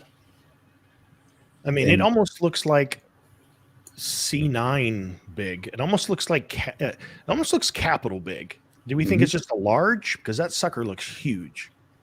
Yeah, it's too thin to be small, really. Yeah. In the description, it says this one will be transporting all your goods and supplies no matter where you're headed. So, yeah, more variety to the, the Jod Asteris, Greeka, and the Thimble Lobi. Those are the two transports at the moment. And it's my understanding that this one, actually, the next ship is going to be revealed on the 26th. So we're going to find out, or on either on the 26th or on the 21st, whenever 426 is released. So that's an interesting thing. So it's called 426, but then there's actually a release of information on the 21st. Yeah. I almost forgot about the Opal Bitboat. That's a transport as well. So the fourth one, I believe. Yeah, that thing there, Nice. that image kind of looks like the aircraft carrier of freighters. Yeah. So I believe you have some stuff, Jesse, if you... I do. Yeah. So, whenever we have weeks where there's not necessarily a whole bunch of news going on, or if we have today, we had a guest lined up, but obviously time zones are kind of tricky around the globe. And so then we'll have them on in the future. But we always have some kind of a backup plan. And one of the things I like to do, because again, we are the Metaverse Nomads, is to kind of take a look, zoom out, and say, what is the industry as a whole doing? And if there's not a whole lot of interesting news there, which we've already covered some of it, and it is telling for the direction the industry is going, but then also to zoom back in and look at the projects that we follow themselves. And of course, those projects at this time are Star Atlas, stuff that's also happening over at Gala, and then Axie, and a couple of other placeholders, which I think are relevant in the space, being Sandbox and Decentraland. And then, of course, there's Illuvium. And so with that, these are just a snapshot of where prices are. There's a little bit of rebound here recently, and along with their ties to, of course, Bitcoin and Ethereum. But it's always just good to just get a snapshot of where the prices are. I think the one that's probably the most surprising to me was Illuvium.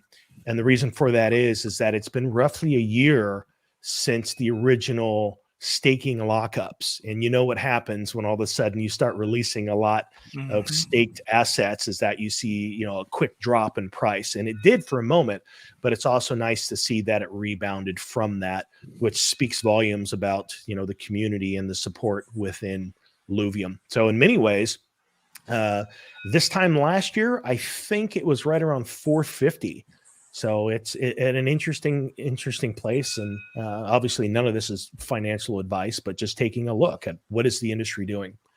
So that's just there, a quick snapshot. I figure it's kind of good to even going on into the future to kind of just show this is like, what are some of the projects we're taking a look at? What's it doing? What else we got? We already talked about this, about 426 coming up. We obviously Star Atlas is kind of front and center for much of what we talk about because it is the project.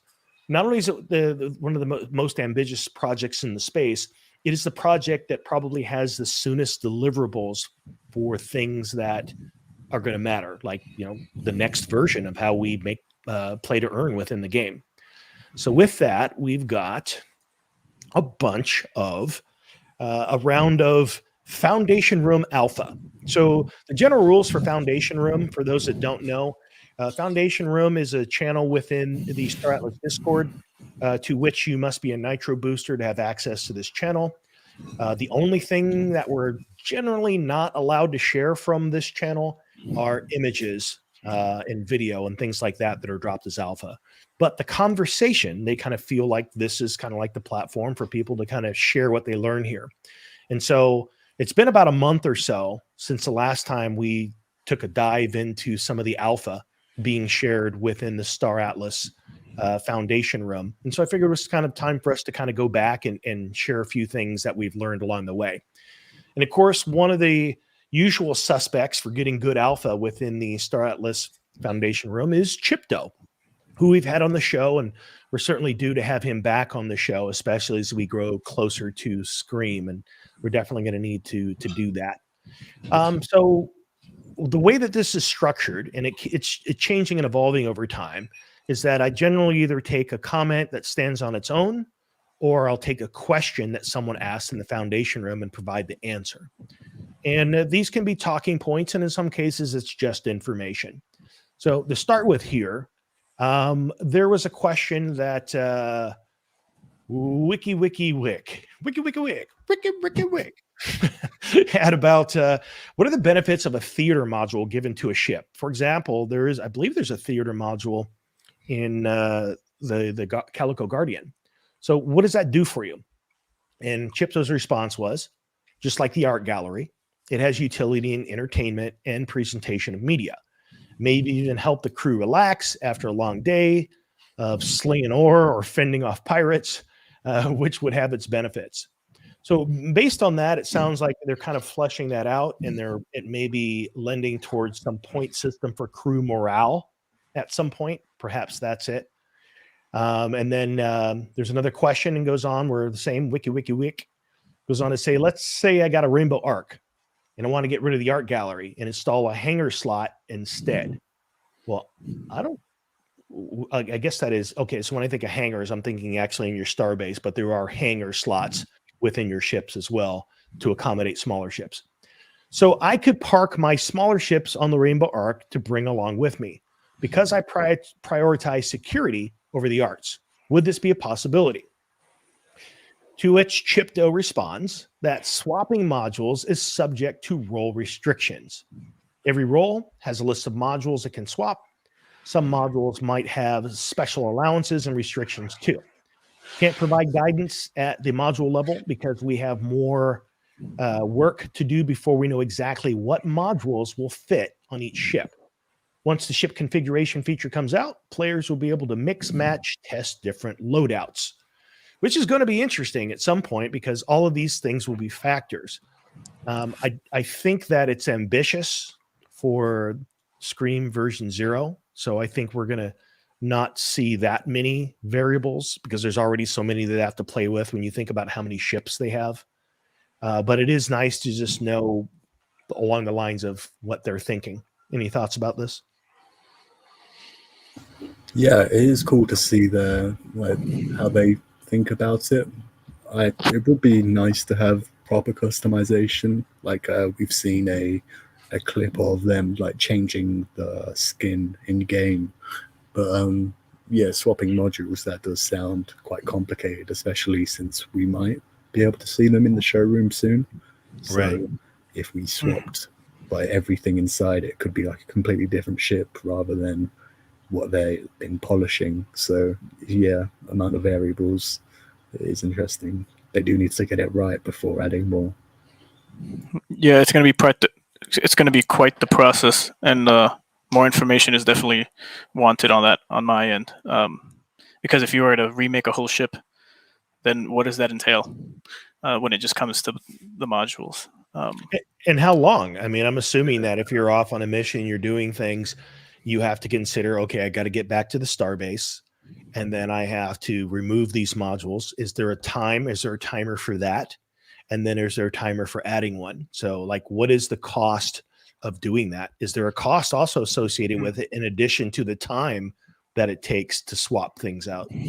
Yeah, I think with these types of games, it's all going to come down to the what do you call it? The give or take. So you're going to have to give up something to get something in return, but there's always going to be a loss and something that you'll gain, and it's going to be up to you as the player. So you might waste more resources to get there faster, but then you're going to have to do something to get those resources back to continue with doing what you needed to do for module changing or crafting. Yeah. So, and at some point also, we're probably going to see someone get creative and share kind of like what Althea what Althea was doing a while back with that sheet they showed based on the economic paper, where they were saying, hey, here's the different, firepower based on ships, but also look at how loadouts impact, the effectiveness of a fleet, because that's essentially what we're going to be seeing happening in Scream, is like, how effective is your fleet for the most common tasks and missions that are available. For sure. And I think, just while you're getting the next one there, Axie Infinity, I use them as an example because they're going through the trials and tribulations or have found a solution for any of these things, and everyone loves leaderboards. So it's going to be us playing and figuring some certain things out before it's expressed to us by the team, and that's part of the game as well, I guess. And it gives the team some runway as far as time is concerned, where it's not totally necessary to share every detail of every type of ship and its capability, but it's also up to us as a community to stay engaged, to play the game, and to figure things out. So I think it's going to be good. Yeah. One of Rome's own, Winston here, he was asking, how much can we automate fleet movements in Scream? Can I set my fighters to automatically follow and assist another fleet? Great question. I mean, if you think about that, if you've got enough in ships and you want to protect your assets, can you automate that process, or is it very manual? To which Chipto responds that no, we currently do not have that exact functionality scoped in, because that would essentially allow you to issue single commands to an unlimited fleet size. However, evaluating and prioritizing additional quality of life improvements during play testing. And then I had another question here, but I don't see that I even added the answer, so I'm going to have to dig that up again at some other point. Someone else asked, interesting. So if we leave our ships on a starbase while we sleep, do they contribute to the starbase defense score? Will they lose R4 and get reset to CSS if a base gets taken over? So these are the kind of questions, and obviously I don't, for whatever reason, the answer is not posted in here, but these are all interesting questions in the sense that with gameplay in the very beginning, like, what is the significance of how you put together a fleet? Where is your fleet going? Is the idea to go out and attack and expand your territory? Or are there going to be most people that just say, look, I want to like maintain the star base that I have, so I'm going to put my assets into protecting it? It's going to be a lot of things that we're going to learn here in the coming week or two, even about what it means to participate in Scream. Gris says there, I need to boost and get into Foundation Room. I'm curious about their NPC plans. One of the Disney Accelerator winners is an amazing non-blockchain company called InWorld AI. Great deep dive. Good to know. Yeah, thanks for sharing. Yeah, always has really interesting things to say. Thanks, Chris. Is Scream designed to be also competitive against your faction members? Compete who gets to defeat more fleet, mine more resources, build more star bases, or is it mostly cooperative? Which is a good question. I mean, that's something that's on a lot of our minds. And while the Chipto and the rest of the crew didn't directly address this, Funcracker from AEP did weigh in as one of the moderators of the Discord. He's probably seen this responded to in the past. And his response was the amount of LPs, which are loyalty points, that you earn. By the way, those are faction loyalty points. So for those that don't know, the system is such that a faction as a whole is going to get a collection of loyalty points, and your participation for your faction will dictate how much of that you earn. And he actually goes on to explain this a little bit here. So the amount of loyalty points you earn versus the total amount of loyalty points earned within your faction within a certain epoch will determine how much Atlas you will earn. So if you've earned less loyalty points than someone else, you'll get a smaller slice of the Atlas pie than them. So in that sense, you're indirectly competing with them. Other than that, you are, of course, cooperating to the extent that the faction's territory. It's like you're working together to build a house. The amount paid out per day is fixed, and your share of the payment depends directly on the amount of bricks that you got in compared to the total amount of bricks that got added that day. So your collective aim is still to build the house together. But if you earn above the average one day, someone else will be earning less. And so we have heard, and I'm curious to get your guys' thoughts on this, is that the nature of earnings is going to change. Score, you just stake. It's a staking model. You put in, your ships have a VWAP value. You get certain reward emissions on that. You have a certain associated cost with the 4Rs. But that's going to change as to where in the future, there's really no guarantee of earnings without strategic gameplay. What are you guys' thoughts on that? I think that's the best way to go in this space. It might be sooner for some than others, but strategic, skillful play with others is what should grant one person over or group over the other to earn more or less, to earn more than someone else who is just like maybe spamming what they need to, as far as like we could compare it to a card game or any other game.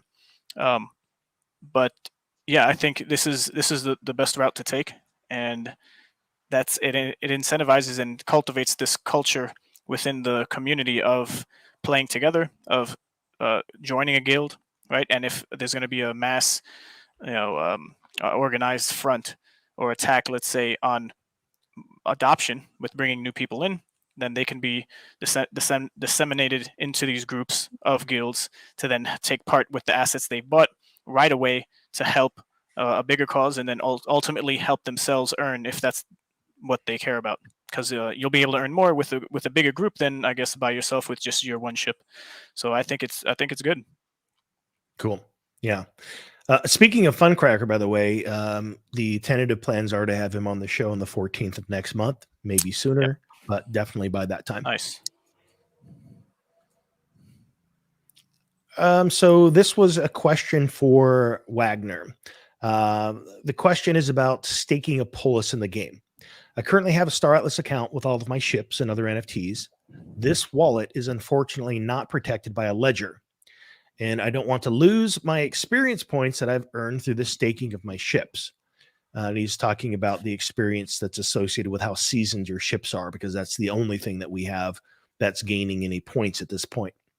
So I would like to create a fresh second account specifically for staking of Polis in the DAO, with this time a wallet protected by Ledger. Will having two separate accounts, one for NFTs, another for Polis, be a problem when the Star Atlas game will be fully deployed? I mean that, can it be a handicap for a game from a game point of view? Will it be possible to later associate several wallets to the same Star Atlas account? Are we in the future allowed to create multiple accounts? So this is a good question, because logistically speaking, there are decisions that you're making right now that we don't know the impact of later. For example, I have two accounts, and my two accounts, even though they're in the same faction, one is just for my lower cost ships that I just didn't want to go through the process of having to refuel all the time, that I just have them in a regular wallet. Then I have higher priced assets that sit on a ledger. And of course, you got to go through the transaction process of each of that. So these are questions that are weighing on people's minds, to which the answer was, Well, you haven't actually earned any XP on your account yet. So when he was referring to what he was getting for seasoned accounts, those aren't actually points, loyalty points, or anything like that. However, your account will have an LP award associated with it, which impacts earnings in at least the initial epoch. While I think it's reasonable to keep your ships in faction fleet until Scream comes out, it is advisable to move them into cold storage after. So right there, you're hearing it directly from the CEO of Star Atlas that, and this is not new information. He has always recommended that cold storage is the safest method to protect your assets because it is. Okay. For you, if you have this device, no one can take your stuff with this. So for that reason, it is, it's what's recommended. But the challenge now becomes, when do you do it? Because some people don't want to lose that seasoned aspect of their fleet being staked. He goes on to say, having separate accounts could indeed create an issue for you when we introduce in-game DAOs, since those DAOs will be reading your active account and not a separate wallet address. While I would suggest it is possible to link multiple accounts, I don't know what the technical requirements are to doing so at this time. Might make sense to rip the Band-Aid off and start from scratch with the cold storage as the safest option and most efficient going forward. So for me, at some point, I'm going to take my ships that I've got that aren't in cold storage and not on my drive and actually move them over so I just have the one. And it sounds like the recommendation is for those of you that don't have a ledger or similar device, that you're probably going to want to consider that so that you can get it done so you don't have to do it later. Yeah, this is what made me buy a ledger. When we was about 30 days in, I switched over, so I lost 30 days instead of now potentially losing like the 200 plus, I think it is, or whatever it is. So yeah, it is interesting that he says that's until Screen comes out and then move it. So there could be like an airdrop where it counts the day that you have, like what rank you're at, and then gives you like a reward depending on that. And then once that's out, you'll be like free to switch it around, because it is a bit of a hassle having all of these restrictions regarding like what you can do about personal finance, just because of some arbitrary reward that we don't even know what is yet. Right. I think, that's spot on, and I think it'll be beneficial to just wait for an announcement. Let's say you are this deep into the game as far as the days. I personally wouldn't just switch over, but again, not financial advice. If you feel it's necessary, and no matter what the rewards are for these badges, I think you do what you got to do. But I'm personally going to hold off, as a good amount of my ships are not on a ledger, although I have one and had one for some time now. I just, with all other things I had to do, I hadn't gotten to it. So I'm going to hold off until there's an official announcement, and then I'm going to do what I got to do and switch them over. Yeah, so 224 days gives you elite, and interesting to see if they add more, or if they like anticipated that's the amount we would be up to and by the game would be released by. So to Aquila first question here, I think that it was mentioned at some point that a snapshot was going to be taken. Yep. So once the snapshot occurs, that is a good question. If you actually are using a new wallet that's been established with a ledger, or can you? I don't remember. I think I established my ledger before I set up the Star Atlas wallet, before I actually signed up. So I don't think that was something I did after the fact, but I'd be curious to know, like, how does that work? So that is a good question for us to determine. Is it transferable? And maybe that's the easiest way for them to do it. Say, we'll take a snapshot, but then once that snapshot's taken, go ahead and move. And then there's some process that allows you to transfer the value of that snapshot to whatever wallet you've established on hardware. Yeah, it'd be interesting to see what this reward is, and if it has been worth the wait and all this careful consideration, or like buying a hard wallet early so you don't have to worry about it later. Right. So, question here on LP, the loyalty point system. We know we can spend LP, assuming at the end of the epoch, on additional hangar spaces and other items. What about the Atlas earnings? Is this paid out automatically based on total LP earned during the epoch, regardless if you spent that LP on items? To which Wagner responded, you should be able to spend LP freely during the epoch. We will still have a record of your LP earned over that period. So it sounds like he's saying that you don't have to, that the LP that's earned is when, as soon as you earn it, be it on a mission or during or whatever live, you're actually able to make use of that right away, even though they're recording its use. Is that how you guys are reading that? Yeah, that's how I'm understanding it. Cool. To which Moonmonger replies, got it. So Atlas payout is automatic, straight to the wallet at end of epoch. Wagner responds, should be either that or available to be claimed, as is the case for Score, but probably auto distribution. So yeah, and again, a lot of these things are still being worked out, which it's, we can't like take any of this that's being shared in Foundation Room and say, you said, because it's the nature of something in development. So I'm just happy that they're open and they share that the way that they do, but we also have to hold it in that regard. You are a part of the alpha development process. So they're sharing what they believe things to be. And of course, all of this is subject to change. Windsplitter asks Bunthius, on a serious note, we've seen that you've published a land vehicle picture. There will also be agricultural vehicles too, given what has already been released. His questions are, will there be different classes of vehicles as well? Ambulances, combat vehicles, land drills, all that sort of thing. And if so, will the major manufacturers, Pierce, Busan, Calico, and others, make those, or should we expect other makers to join the verse? Bunthius responds, most planning for large carrier types of ground vehicles, mostly planning for. So that's what we can expect. But the pipeline could be ripe for other creators to take them on after the balancing is well defined. The agricultural vehicles will probably only be AI at first, which makes sense. I mean, when you think about how many moving parts this project has as a whole, I would think that a lot of them are going to be AI driven, and then things will have the potential to be introduced later, but just the bare minimum to start. There's already tons of moving parts. You guys want to take this one? I need a bio break. So you want to jump on this one? Yeah, sure. Let's take turns. So Cool. Capgan asks, when a star base is destroyed, the materials used to build it will be destroyed / burned, right? What mechanism does Scream bring for Atlas burning?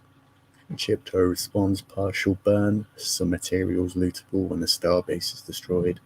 Also has a few mechanisms for Atlas sinks and utility. Yeah. Nice.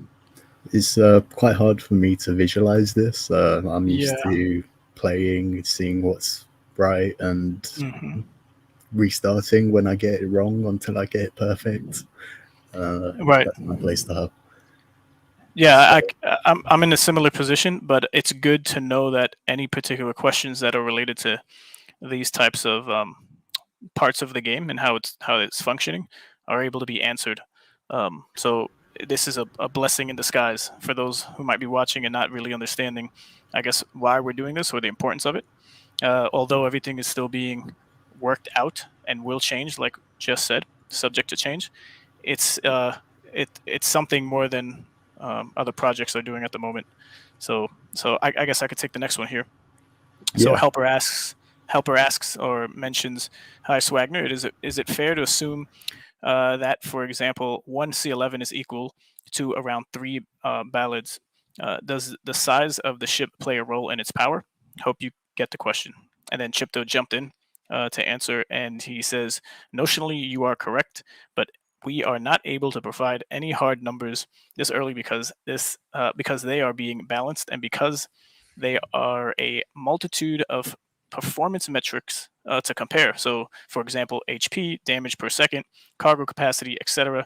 But yes, the size matters, as does the role. So I guess in confidence, he's able to give us that information. Some of us might already knew it, but size I guess without without needing anything too much about it, does matter.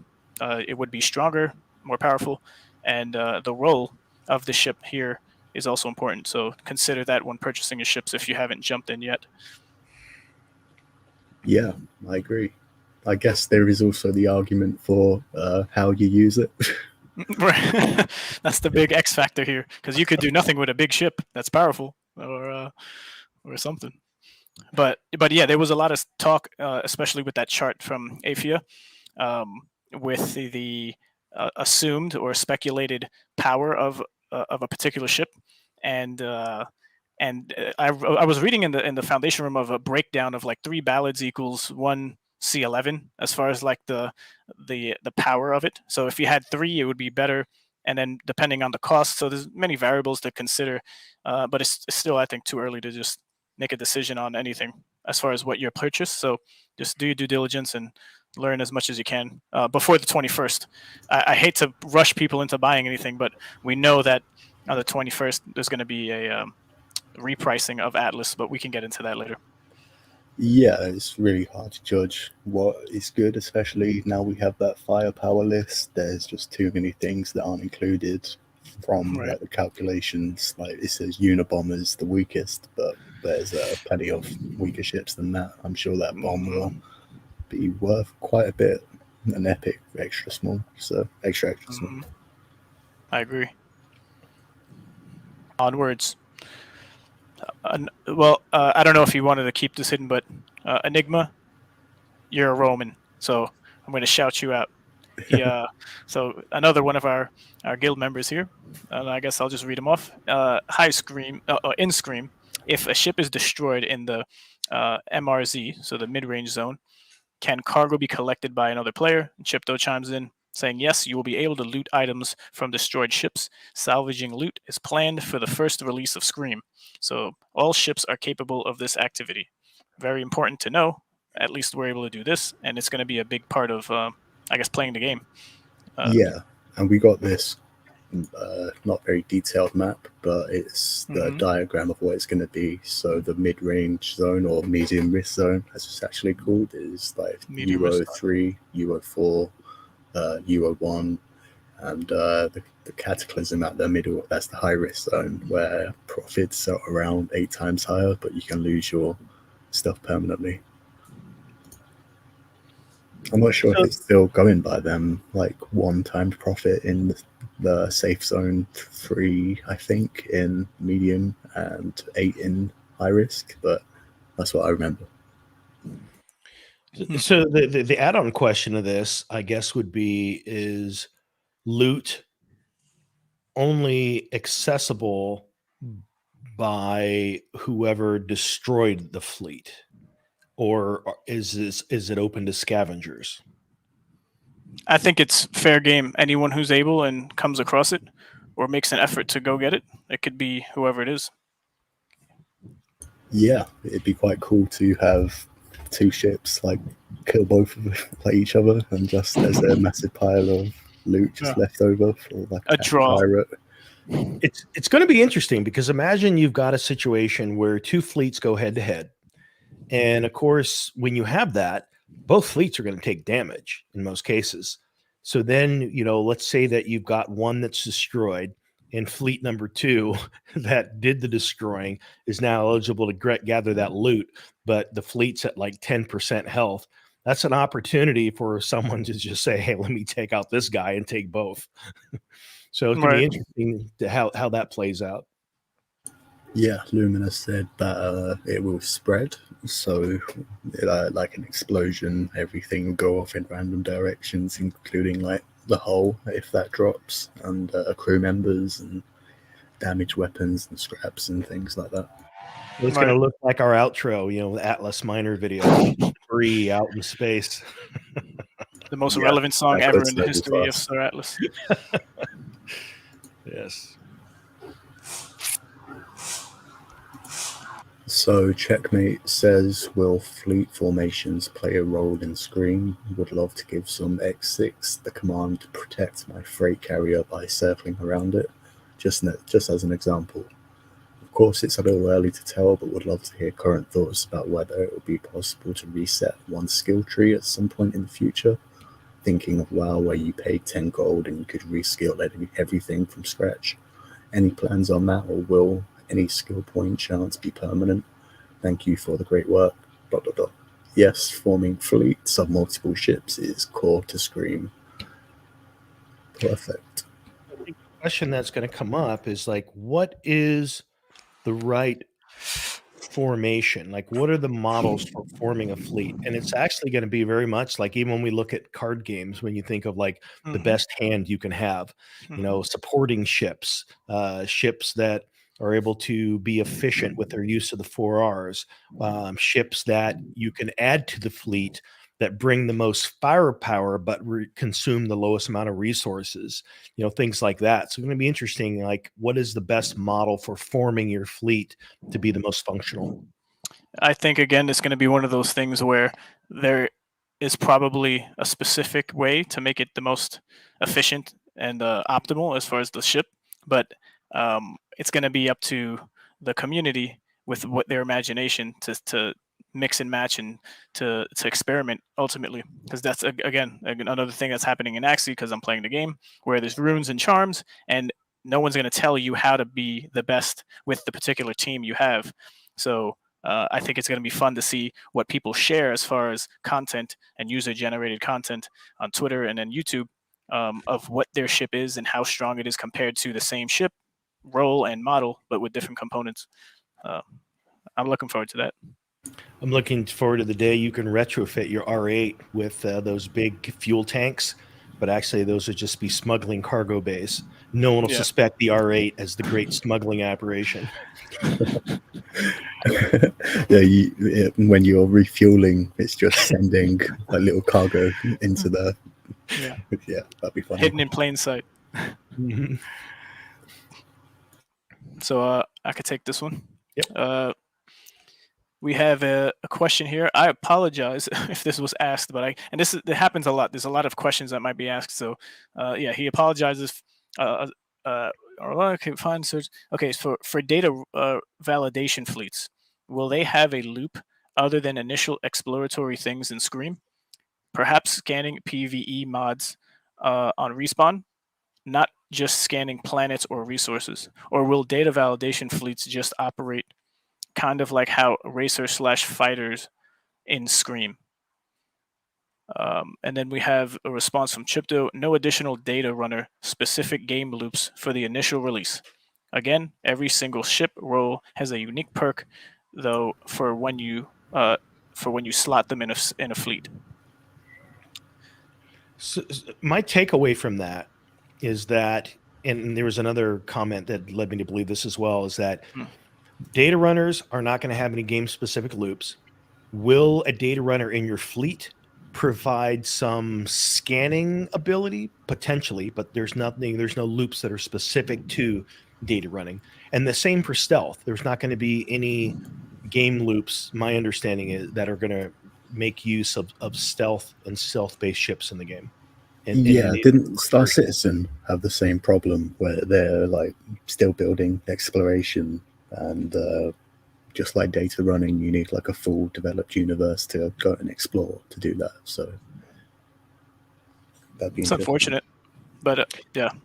And it's surprising, as Lumina was saying here, that the Visus Opod is useless. I mean, I don't know about useless, and it probably adds cargo space and things like that to your fleet as a whole. So there'll be some focus there. But this is probably is one of my favorite. It is one of my favorite ships. I think it's it's pound for pound one of the best ships available. If you could only have one ship, this is a cool ship to have. So I'm surprised that there's not more available within Scream that is a fit for specifically what the Opod does. Well, in Stellaris, the researcher scientist type of thing, they are quite similar as well. They can like help a planet with their research and like go and discover things and things like that. So yeah, there could be potential for like other uses, but going out and exploring in Unreal Engine 5 and mapping out the universe, that's quite a long way away. Yeah. You like when someone says a quick question, but then they got like a whole book. They're asking Chipto and Bunthius. They've been playing a lot of other crypto and NFT games, and one thing they've noticed is that is extremely off-putting, not just to him but other people, in the presence of bots. So this is a bot-related question. So he's essentially saying that the fact that bots make a lot of games and gameplay unappealing for a lot of players, and in the end, it just ends up being a bot fest.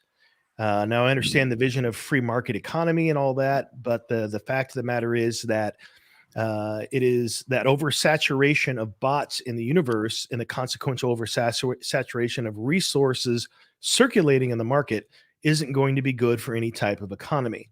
So his question is, what is the team's stance on this? And if it's shareable, what strategies are being discussed to make this a non-issue? And I think we get the rest of the point here. It's like, what is Let's take on bots, and what are they going to do about it? So two people weighed in. Bunthius weighed in, and Chipto weighed in. And Bunthius, actually three people weighed in. Bunthius said that bots will probably be largely unavoidable, which they're going to be, if you think about it. It's just a part of even Townstar. I mean, every game out there has to deal with bots. If a person can write a script to make their life easier, they're going to do it. And if they can write a script that takes advantage of an exploit, they're going to do that as well. And there's just no way to completely eliminate. What you can do is discourage. Bunthia says if it becomes operationally more expensive to spread your assets across multiple wallets, then that should nullify a lot of non-player activity. If you have two wallets with 5 air bikes in each of them, it should be much better use of your time to put 10 air bikes in one wallet. There will be a large amount of wallet-bound items that improve your experience and rewards. They won't be able to be traded, so spreading those rewards out between multiple wallets and getting a slower rate of reward shouldn't make sense. That's one of the basic theories that we're implementing to demotivate multi-botting or boxing or botting. Also, more ideas that being a human gives you an edge on, but those ideas need to be tested out before talking much more about them. So essentially what Bunthius is saying here is that they're doing things to discourage the use by minimizing the benefit of botting. Like botting usually is where you're going to make use of multiple wallets to take advantage of something. And he's saying that we're trying to eliminate that because the point system and things you would get across that are going to be of more value in a single wallet, which is going to be a deterrent for bots that are looking to make use of multiple wallets. And Chipto goes on to say that we're also taking resource emission rates and economic balancing seriously. Don't expect thousands of bots to be able to mine the same safe zone planet profitably in perpetuity. Another factor is barrier to entry. Those thousands of bots require the purchase of assets to play the game. Lastly, because there's actual risk of loss of cargo R4 in the medium risk zone, bot busting and PvP combat can make a careless bot farm venture very unprofitable, which is true. And you think about it, it's like if someone is looking to make use of bots, the thing a bot will never really be able to do is or at least not for a long period of time, is be able to react the way that a human can. So if you have a bot that's out mining and trying to move resources one location to another, you're out there yourself like, this activity looks like a bot. Let's just raid their ship and take them out. So yeah, it's a deterrent for sure. Yeah, I agree. And especially the point about each account needing their own assets. It's not just as simple as putting time in. Like you can in WoW, you can have like 10 characters all doing the same thing, like multi-boxing.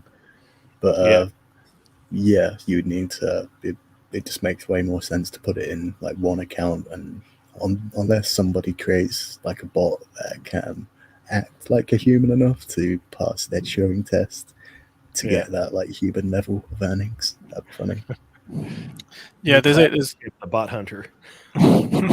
Yeah, there's already a guild who was in the foundation room talking. I forget now the name, but their goal would be to snipe these bots and then profit accordingly.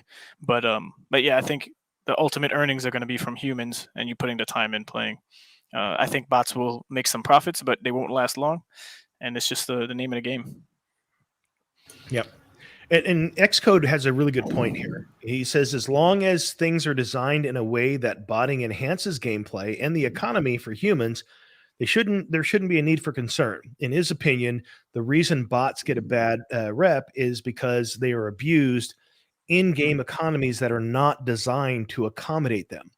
In the real world, humans thrive on the use of robotics and automation that complement our workflows. And our game economy could leverage that rather than fight it. Because the truth is, yeah, I mean, think about that. If there's a way that you can go to, a mining operation and use bots and you're not have to be a part of the interaction of mining the resources, you're going to want to use bots wherever you can. I guess it only comes into play when bots are exploiting what is traditionally set up to be human-oriented gameplay. Right. He goes on to say, I'm looking forward to hunting bots while I'm awake and letting my bots do whatever they do while I'm asleep.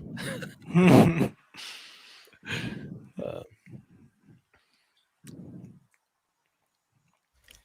want to take this? Yeah, I guess so. Chipto was saying stealth mechanics are not part of. So these are just some, I guess, statements here related to maybe a question or not. But stealth mechanics are not part of V0. So stealth has to do with energy output suppression and radar sensitivity. Higher stealth equals higher tier radar to detect. So I don't know if you want to. Any particular opinions or thoughts on that alone? Just that stealth is not going to be a part of it, but at some point when it does become a part, it's going to be related to suppressing your energy output, right. The energy signature. If you're someone that's out there scanning in deep space, what you're going to pick up on is the energy signature of the ship, unless they have some means to suppress it. Right. So it's pretty straightforward on that end. And then we have what we've known for a while now, that the 4R consumption is being completely reworked, and it'll become in the hands of the community. So it's going to be a free market of resources and no longer a set amount for an Atlas price as we are experiencing on the market. Bunty is here. We've had some deep discussions about this, whether all NPCs are their own actual wallet driving. Let me start over. We've had some deep discussions about this, whether all NPCs are their own actual wallets driving the economy on a granular scale. I'd like that to me.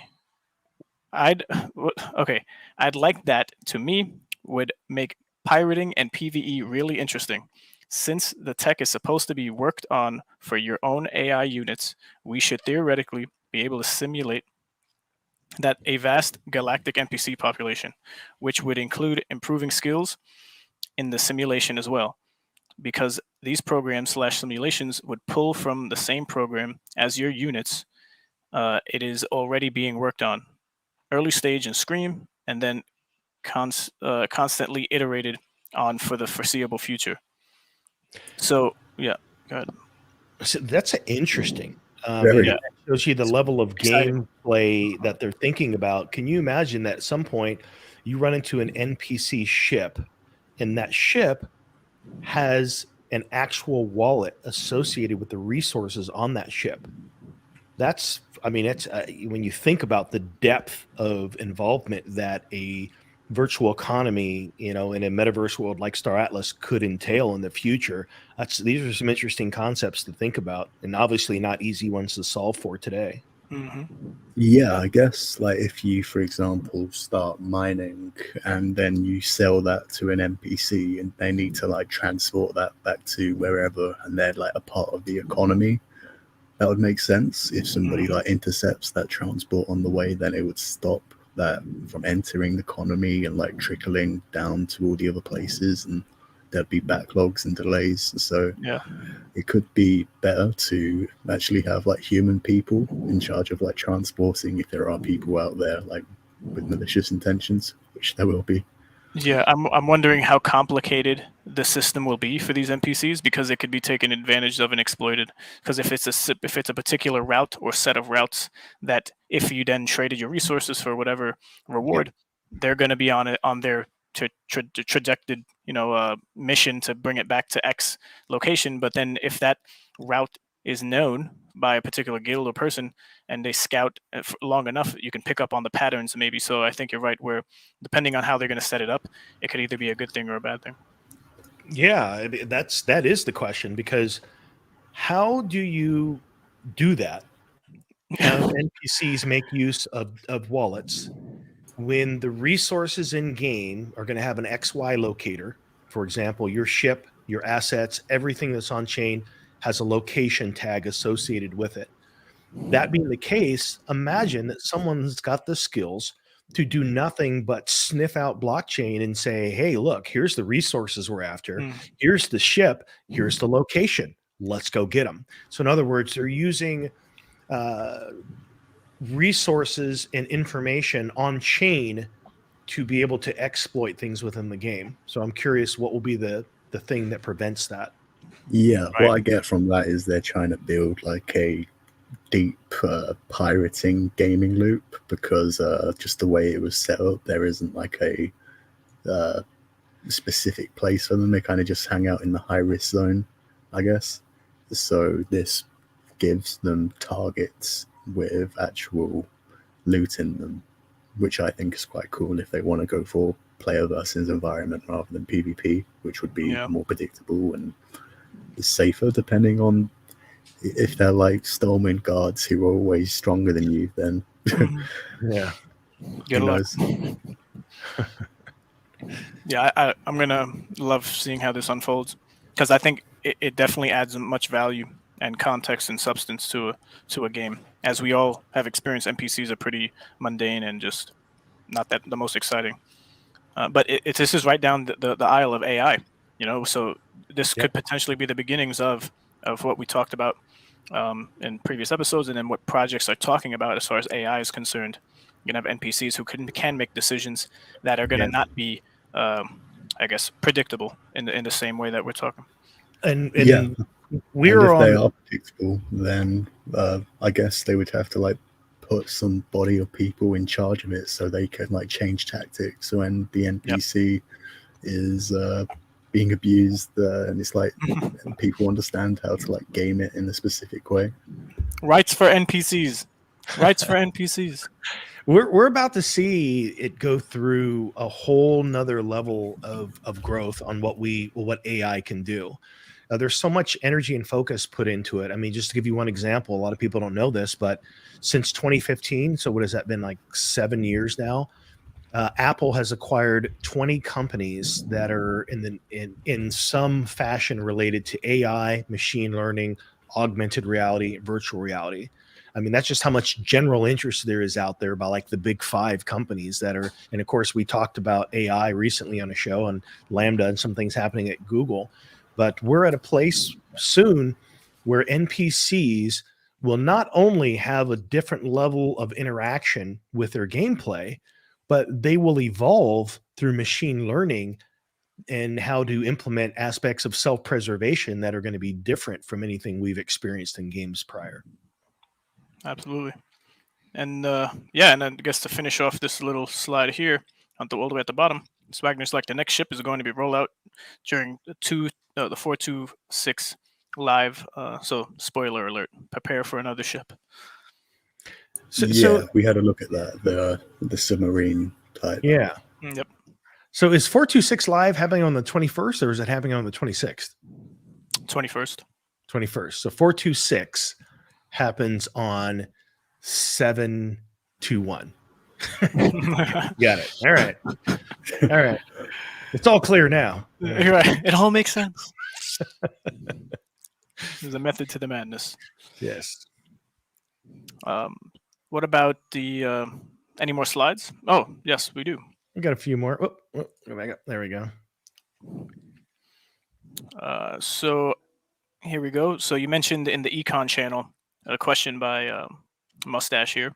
You mentioned in the econ channel that universal voting polis will be able to be used in sub-DAOs. Will there be a restriction on where we can allocate our polis votes? And Swagner responds with, my comment was that it is most likely we still have a long way off from the sub DAOs. So anything I suggest here is highly subject to change, but the conceived of route would allow a user to leverage their VP across any class of DAO. So Voting faction, polis. Mhm. right? So VP is the voting power or polis. Yeah. Um, And then we have faction. Faction is easy since you will only be in one faction per wallet. However, you might be involved in multiple regional DAOs, in which case you will need to determine how to divide your VP across any that you wish to participate in. So the key point is that your universal DAO VP can be applied across multiple classes of DAOs. And yeah, it makes sense. His explanation makes sense because you're going to be a part of many, I guess, DAOs within, or you're going to have the ability to vote many times within the faction you're in because there's different guilds and different areas within the ONI faction. If we're talking about ONI, so your voting power shouldn't be limited to just you and your guild alone, or the ultimate umbrella of the ONI faction.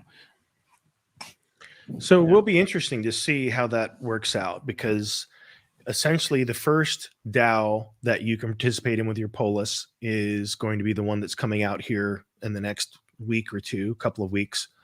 And based on the polis that you have in that primary DAO, and I'm not sure what the actual name is, they're calling that external DAO that is for the whole of Star Atlas. And then you have the DAOs within the game itself, which Right. are the faction and the regional DAOs.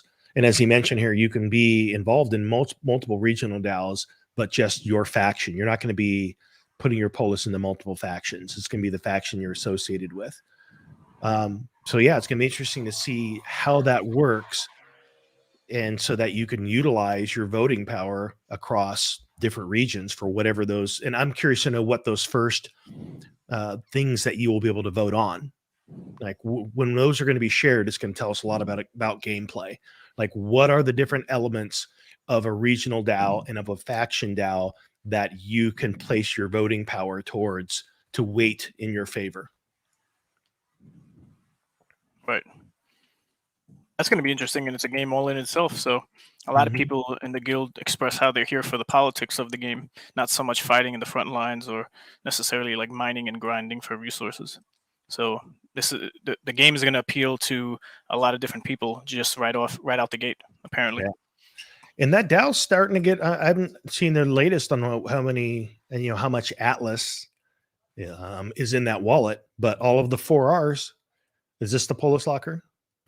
It's what we saw at Copa, so it's an yeah. example of what can be there. But all of the 4Rs for ships thus far are going into the DAO, to the Polis DAO, and then it's going to transition from that into the fees for hangars, for hangar expansion. I don't know what else they have planned for that, but those things are going into the Polis DAO as well. And then those funds are voted on, as I understand it, for what the DAO collectively wants to do with that treasury. Yeah.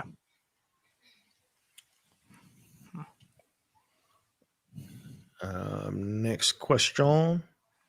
Was that the last question? Oh, okay. It is Polis related. Okay. Didn't know if multiple faction access badges played any role in voting or if this was an overlap in regional DAO areas. This is a simple one. Basically, the question is that if you have a multi-faction pass, does that allow you to vote in multiple DAOs? And the answer is absolutely not. The faction pass is for commerce and economics. There'd be too much room for political espionage if you allowed cross-faction voting. So no, your polis is only going to influence the DAO associated with the wallet that it's in. So, I mean, one way I guess you could do it, considering the amount of polis only owns.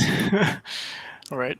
So you could essentially, I mean, way you could engage in political espionage is to simply package a whole bunch of polis and a wallet associated with an opposing faction. So are we gonna reach out to VCs for seed rounds just to buy Polis to then Right. open up another faction wallet and then just do that? People get suspicious when they see a faction vote for a 10% tax that goes to another faction.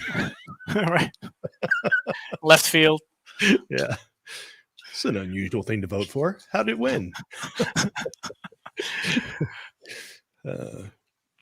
And how does what's that? no? And I was just thinking if that actually happened, then how do we revert that? I guess as a faction, if the most Polis, it would need to be everyone coming together, no matter what differences you have, to focus on just getting rid of whatever that vote was. That was probably, but maybe far fetched from now, but just a thought. But yeah, It would have to be a lot when you think about it. So Yeah, someone from another faction to actually overturn or influence a crazy vote like that, they would have to have more Polis than the collective faction had to, that are obviously going to vote in the interest of their own faction. So yeah, not something likely to happen, but it would be funny. Yeah, the faction would have to buy more Polis, and then I guess the first person could just dump on them. Right. Oh man. So I'll take this from Morpheus. So wouldn't it be more interesting to incentivize players to make a strategic choice? For example, spend LP for more hangar spaces, or keep LP for higher Atlas rewards. It seems to me that it would also ponder Atlas inflation. I also remember Chipto saying about the different factors influencing the earnings. For example, what he said was whether you are spending LP on in-game consumables or saving for something else. And then he links the Discord link to what Chipto said. And then he goes on to say, I know that the economic development of Scream is still in progress and subject to changes, but perhaps you can clarify this point. Thanks. Prayer hands.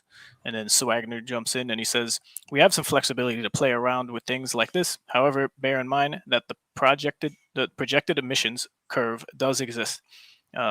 So now, given the simplicity of score and immaturity of the economy, some liberties were taken with respect to executing the full potential of that curve. However, with a more mature economy and economic loops in Scream, the current strategy is to deploy 100% of the daily projected emissions. It does imply that Atlas emissions will go up overall, but with sufficient sinks in place to continue absorbing it or incentivize saving. Just a note, Atlas emissions are not presently causing the exchange rate against the USD to go down, as some people are assuming. We actually have decent tracking on those flows, and very few earning wallets actually sell those earnings. So 99% of exchange rate volatility is due to market correlation at this stage. Yeah. This one chaps my hide a little bit, only because so here's what this is really saying. We have some flexibility to play around with things like this. However, bear in mind that a projected emission curve does exist. But the reason that they have more flexibility now is because they didn't make any adjustments during score. And leading up to score, I looked at it. Wagner specifically said 6 times. You can look it up. You can search for where there were adjustments being made in dialogue prior to score launching, that they were going to be making adjustments to the emissions, and not a single adjustment has been made. So what this is saying is that there is obviously going to be more available within Scream because they haven't maxed out their, I don't think they've maxed out their adjustments in score because they never made any adjustments. So what that also says to me is that at any time, this may not even be accurate because you can decide that later that you don't want to do what you're saying here. So that's the rough thing I have, is that 6 times they said they were going to, he said specifically, we're going to make adjustments to emissions, and not a single one was made. So what happens in the future here is anyone's guess. For me personally, I like to see consistency with someone's message. And if they don't do it, I want them to explain to me why that they didn't and actually have it make sense. So Yeah, I think I think Lumen asked this question on the last Twitter space that was done because the 4 to 6 is so close. They didn't want to do a town hall just before it. Right. And yeah, that question was asked, I believe, to some degree, to Swagner. I'll send you the link afterwards. Yeah, I know what the original story was. The original story was, wow, we didn't think as many people were going to be staking their ships. Like, what did you think people were going to do? They're going to buy ships but not stake them. And so they ended up paying out more. And there was a number of things that were given as to why they did make the adjustments, but none of them really made a whole lot of sense. So Yeah. I'm curious to see if they add anything new to what the original message was. Yeah, there is some new information. I could share my screen here just for, I guess, evidence of it. But let me, in the foundation room, let's go share screen. And Windows, here we go. So this is a response here that Ragnar gave to a commenter, Calvin. Maybe not to go into Calvin's, but maybe just for the context here. Calvin asks, what is the algorithm you use to determine emissions relative to VWAP? With all due respect, we're coming from you're coming off as dismissive, so yada yada. He's saying his question wasn't answered. So sorry, we're not all as quick as you. Blah blah blah. So it looks like emissions are pegged to some arbitrary date / price in the past, and prices aren't. He had respect. Okay. It makes sense if we're getting the percentage of Atlas back each day, but now a Calico enforcer will cost 100,000 Atlas, and we'll be getting 100 per day. And it looks like that's because the amount of Atlas we are told are worth 0.03, and the Atlas you get are worth what the market says. What this change in pricing signals to me is that you had hopes for Atlas going back up to 1 cent, but now you don't, and it's important to adjust your intake and not ours, as far as Star Atlas's side. So our only hope to make back the 30K investment is to hodl Atlas until it does, because my payouts will not match the new price of my ship in USD / Atlas for 6 years, according to what his calculations are. And then Wagner follows up saying, give a listen to the Twitter Spaces recording on Friday. I provide full rationale for the move. Again, I think most people understand the strategy. Atlas earnings are not guaranteed to be tied to ship prices in Atlas. They are, but they are currently tied to USDC. And the model for earning Atlas in the future is going to change dramatically when we roll out Scream. I have discussed at length here and elsewhere the earnings model behind Score and our logic for retaining the original design. I'm not quite sure how you declare that I'm being dismissive. Okay.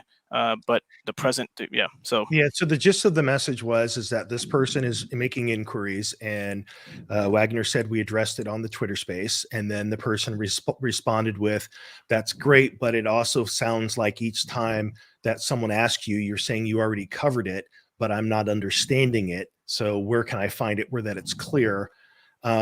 And the thing that I'm pointing at is that this is a business, regardless of what anyone wants to call it and think of it. It's a game, but it's also a business. And we're the early investors in this business. And when you set a proper expectation for something, if you deviate from that expectation, you need to give a credible reason why, so that everyone is clear on it, so that you rebuild trust, so that people understand why you deviated away from what your clear and original message was. That, in my opinion, has not actually happened. I still believe that Star Atlas is doing amazing things, and that they have a huge task on their hands of juggling a lot of things to bring this to life and make it happen. That just happens to be one sore spot for me that I don't feel was ever addressed clearly. And because of that, it leads me to believe that the potential for it is there to happen again, where you say you're going to do this, and then you come up with a reason that's not very clear for why you deviated away from that. That's why I'm sharing this, because the truth is, at the end of the day, I believe it's important to hold projects accountable, and this serves the industry as a whole by doing that. And it's not just enough to be a fanboy and say, hey, look, Star Atlas is great, they're doing wonderful things. No, if you give a specific about something you're going to do, you need to own that. And if you have to deviate, which there's always going to be reasons for that, make it clear why, and not just say, well, this is something we already discussed. No, make it clear so that everyone understands it. That's important. Yeah, I agree. A lot of people are referring to the Twitter space that we were sent afterwards. Mhm.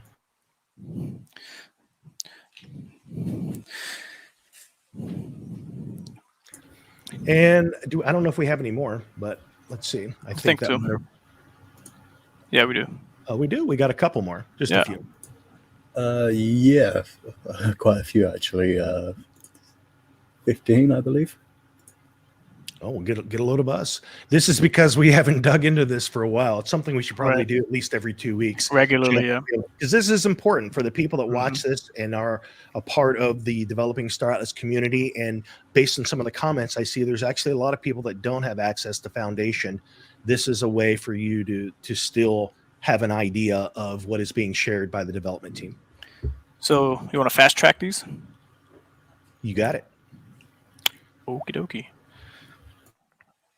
Okay, here we go. So I'm here keen on finding out what Atlas syncs are already planned apart from hangar upgrades, since R4 will be crafted by players in the future. That will no longer be an Atlas sync, as it will just exchange hands person to person or player to player, unless there is a percent tax on each transaction. And Wagner responds with, sure, the next quarterly state of the economy report is going to emphasize changes in the economy from score to scream. So a lot of data will be available at that time. However, keep in mind Atlas locking is coming as an incentive structure on the marketplace with some other perks. So also he mentions R4/R20 being player economy does not eliminate it as a sync. Outside of some taxation rate, players do not manage inventory with 100% efficiency. You require your own R4 to produce/craft any other resource. So some margins in Atlas retained some margin in Atlas retained to ensure your player can continue operations should be assumed. So there's a small print here. Yeah, so I mean that sounds like a way that they'll be able to pull levers and do things that are going to have an influence on Atlas, which I'm looking forward to. I'm looking forward to the whole idea of a player run economy, and curious to see how that influences the value of the starting components, which are the 4 Rs. And I think that craftable or resource materials, there's going to be something like a total of 20. I don't know if that's like the exact number for Scream version 0, but I heard it was something. I seem to recall it was something like that. I'm just really excited that we're about to see a player run economy about to be kicked off. That's a big deal. Absolutely. Yeah, I'm totally excited for it. It's about time, with waiting around the metaverse. But this is what the context. This is the type of conversations happening in the Foundation room. So to your point, Siggy, definitely for anyone interested in this type of conversation or questions you have yourself, definitely Nitro Boost the Atlas main server, the Star Atlas main server.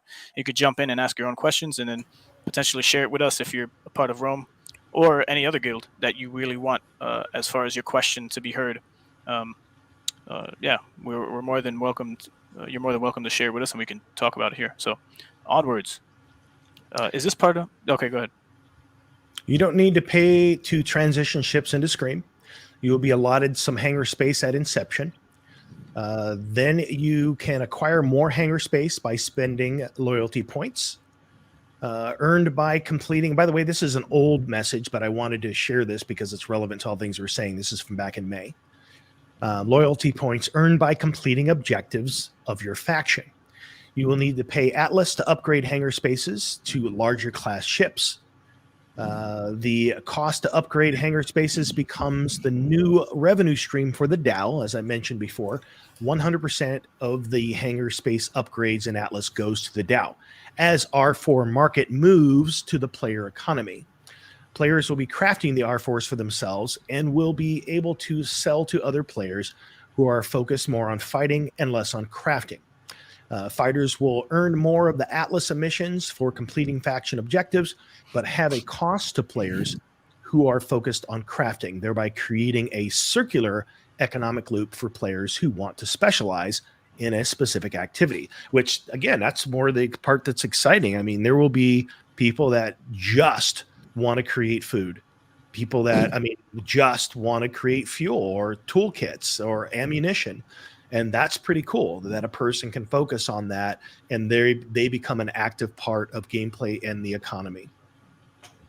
Yeah, it's always been quite a clean loop in their head, just fight, build, fight again. And the upgrade costs going to them, that's going to be a solid way, because people are just going to keep on adding more as they get more returns. So, and more players going to be entering as well. So it's going to be like a constant way for them to receive revenue. Right. Yeah. And I'm also curious to see what the early decisions will be of the DAO as a whole as to what they want to do with that revenue that's been accumulating. Because there's obviously no value in just sitting on it. The value of money today is worth more than it is tomorrow. So the question will become is, what will the DAO choose to do with that? Will they pay out to themselves? Will they sponsor a project? Will they want to create some development? Will they want to use it for marketing? Will they want to use it for some special program that educates to onboard new people? These are going to be some curious things. That what is the DAO going to do with its existing treasury that continues to build through Atlas applied towards hangar upgrades? Yeah, I think we're going to be a part of that as far as answering that question as a community. So There will be proposals for sure for up for vote. Is the number of 140 ships as a total? Is the number of 140 as total ships that will be in the game? To which Wagner replies, it is in the 140s. A ship or two has been added since inception with dedicated purposes, but you won't see a considerable increase from that amount, unless, of course, the DAO votes to have ATMA. What are we calling that? Atma? I guess. Yeah. Atomata. Produce more models in the future. Just as a reminder, we will never introduce more inventory for ships sold through the GAO process. Future demand for existing ships will need to be satisfied by ship manufacturers through crafting, which is awesome, and it's the way it should be. Yeah. So, Go ahead, Ray. No, I was going to say, so yeah, I love it, and it's going to be on our hands as a community and a player base to get this economy up and running. So we have a huge responsibility on our shoulders, because if no one plays, then what's going to happen? Yeah.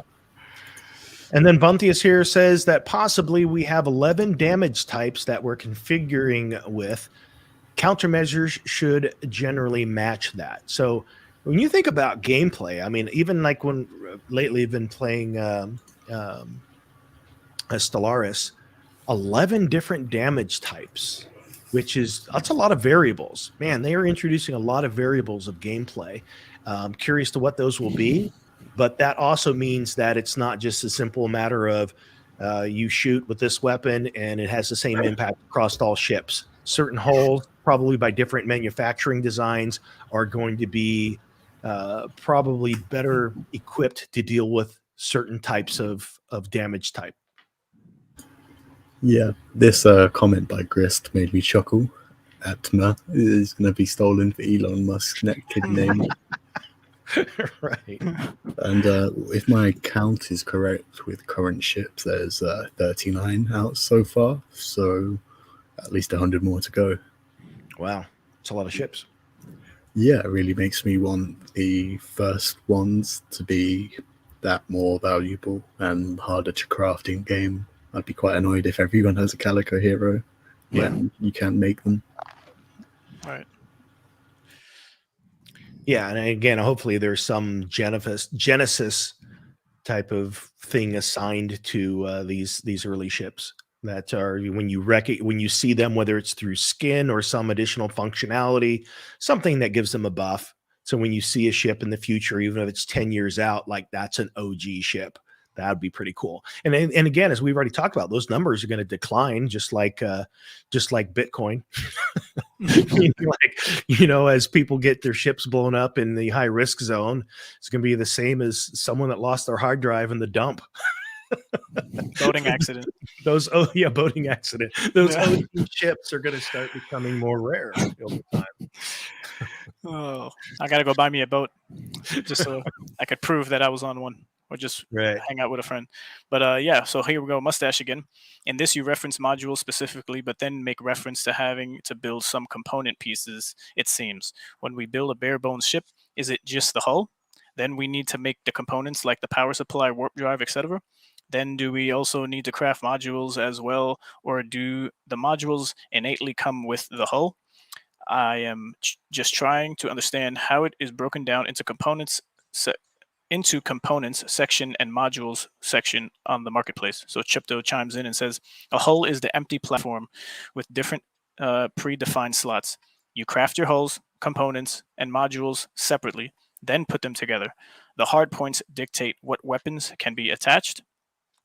Players can choose to craft by some of the pieces or by a ship knitted out. So you have many options. Yeah, that's interesting. It'd be like if you're going to be racing competitively, you're not going to, and you want like the best ship possible, then you would like splurge out for all the best accessories already with it. Or you could also be the type of person who wants to do everything themselves. And yeah, that's cool.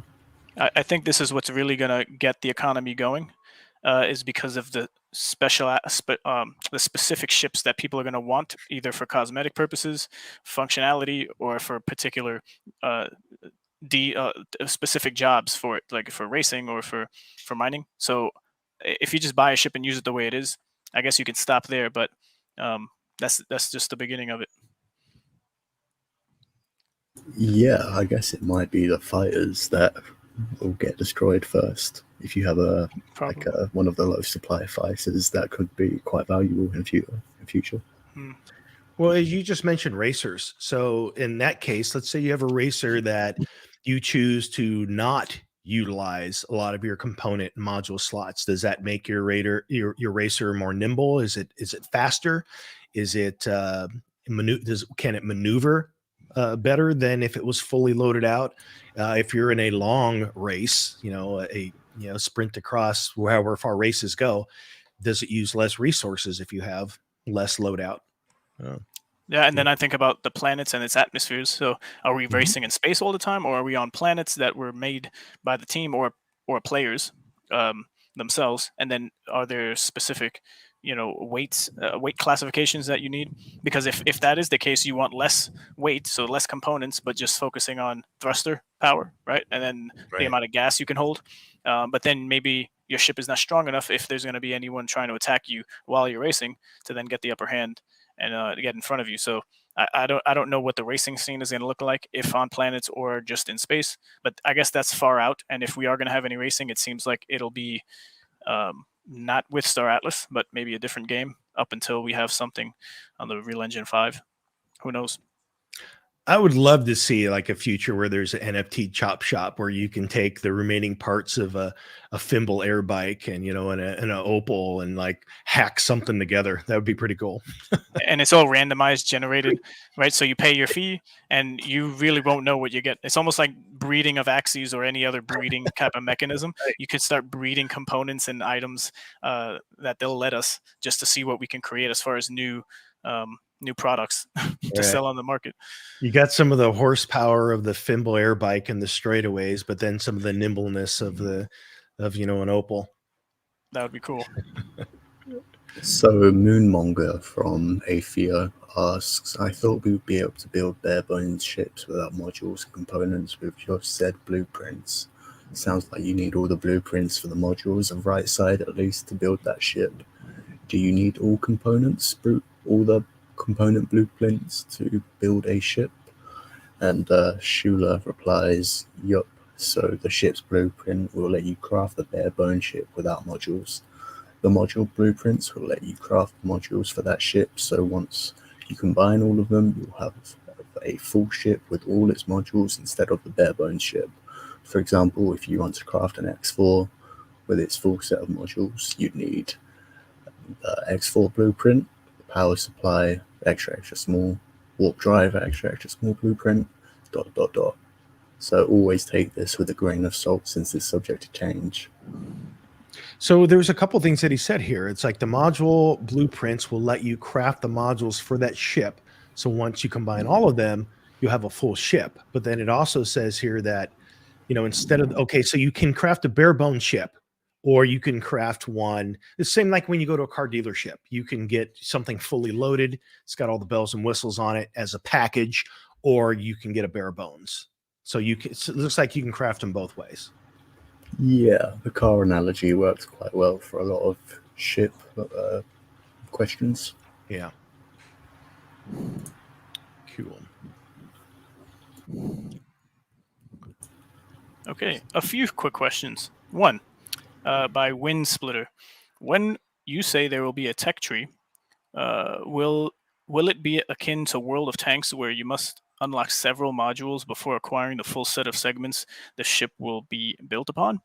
And then Shula, I guess, is part of the team. I don't know if they changed the name, but I don't know who that is. Anyways, here's the answer. I can help answering number one and let Danny answer the others. So number one, again, this is down the road, so subject to change. There are two separate things to play at play here. One being the ship's blueprints and the blueprints for the modules. Those are the two separate things. So ship blueprints and blueprints for the modules. The tech tree will allow you to unlock blueprints for modules. These modules vary in size. You can see them now on the marketplace. So in order to unlock bigger modules of the same type, you'd have to advance deeper in the tech tree. Can't speak yet for how to unlock a ship's blueprint because that's still being fleshed out, although we have an idea of how it will look like. Continuing, you'd need the ship's blueprint plus all module blueprints of the right size in order to craft a ship. Most likely, this will be very hard to achieve for a single player and will require coordination with multiple players from your guild or even faction. Buntius also includes towards the number one, I guess. We have plans to make full. So we have plans to make full ship / component / module crafting easily done, so people don't just craft a bare bones hull that can't fly out of the gate. Although there would be an advanced mode for doing that, similar to PC building. So my question that comes to mind for me here is the tech tree. So we're mixing a lot of language, and I don't know if that's the actual language that Star Atlas uses, but if it is, my question is this: within the tech tree, how do you unlock the tech tree? Is it based on experience, or is it based on loyalty point system? Because I've read somewhere many times that the types of ships that you have access to in the modules and components that you have access to for a specific faction or a specific ship manufacturer is tied to the loyalty that you've developed with that faction. So is that how is it loyalty then that unlocks the different levels of the tree that accesses the different blueprints for the ships? I believe so, and I would think that so if you're mud, you can unlock all of the blueprints if it's like a Pierce ship, but if it's like one of the hybrids, and there's the minor and the major of the factions. So it's all depending on like what type of ship you want to build and what faction loyalty you have to that faction. So like the Visas, there's the Agrica, Pierce, all of these different variations where you can spend your time like trying to earn enough LP to get blueprints. And when you was reading that, you didn't know who Shula was, Ray. His name is Giancarlo Gioca, the tech lead and game design. Cool. Thanks. Yep, that's perfect for also the audience who might not know. Thanks for that. Very cool. Very cool. Whoop. There we go. And continuing with that, I guess so. Number two from Bone. I don't know if this is from. It was number two from where was it? There was a couple of questions that were asked, and the second question is what they were addressing here. Okay, so this is about damage. Yeah. So this is from the the Discord user. Buntia stated before there were 8 types of damage. Now there's actually 7. I assume it's ballistic, energy, thermal, explosive, corrosive, etc. Is there any info you can drop on this? So Buntius jumps in and says, Chip's team added some additional damage types while configuring for Scream. They're not going to all be available for Scream, but this is looking forward to when ship combat is available for Real Engine 5. Don't want to drop that info now until it's locked after the prototype stage. Then number 3. Yeah. Here. So I was curious to see what they were going to say for the different types of damage type, and I think they might mention it at some point. But go ahead. Yeah, you can't even if you threw a dart, at the wall, you might hit one of those that were mentioned. So number 3, does the figure of 140 correspond? And he's talking to the ships, talking about the ships, I guess. So does the figure of 140 ships correspond to all playable vehicles in the game, or does it exclude surface vehicles? And then the last question he has, finally, with regards to countering ambushes, as I'm sure there will be many. To give you an example, let's assume there's a supposedly lone high value asset, an R8 or a build it yourself pack light, and a hostile approaches it, demanding cargo. But said vessel emits a distress signal to its allies to come to its rescue. If you are able to loiter nearby in the FTL/Super Cruise, we can jump off and counter the pirates. This happens in Elite, but the other way around. In short, just as we can park a Tufa in an asteroid ring and shake down mineral miners for stealth alone, from stealth alone, will we be able to loiter the FTL and come crashing on points of interest from it, pirates, freighters? And is this Buntius's response as it's his pictures below? Yes. Okay, so he's responding to the third question, which was on the screen. Yes, all vehicles, including ground. So that's included in the 140. That's interesting. Yeah. Yep, that's good to know. And then number 4, designs at the moment are to make warping fast, but the cooldown take a non-insignificant amount of time. If you're cooled and spalooned, then just jump to the distressed beacon. So that's interesting. So it sounds like potentially at some point in the high risk zone, as long as you are in a situation where you're out and you're getting resources and you're gathering whatever, and someone comes up on you, they may not have enough time to fully destroy your ship before you can just warp out to a safe zone. Yeah, I think FTL stands for faster than light. Okay. Yeah, that's what Google thinks, but it could be like a reference to a game we don't play. So, right. And then apparently it happens in Elite. So, but the other way around, you're saying. Yeah. So, question: so if I form a fleet in Scream, do the resources for R count for the individual ships, or does everything count as fleet resources? And can I add more resources as cargo to balance the whole fleet for longer trips, or even if I got a few extra small ships in there? So can I take resources out of the cargo to supply extra small ships in longer trips, or do I need a station? How long will it take for a fleet to reach the medium risk zone, or can we warp there right away? And response is, ships in formed fleets share aggressive R4 capacity and consume from the same pooled resource. Yes, you can top off the fleet, and every ship in that fleet will enjoy extended trip duration. Nice. So the only difference is between what we do now and Score is that now our fleets in Score consist of all of the same ship, as where in Scream the fleet will be a mix and match of ships, but the aggregate of all of the supplies of R4 are shared in a pool across all of the ships.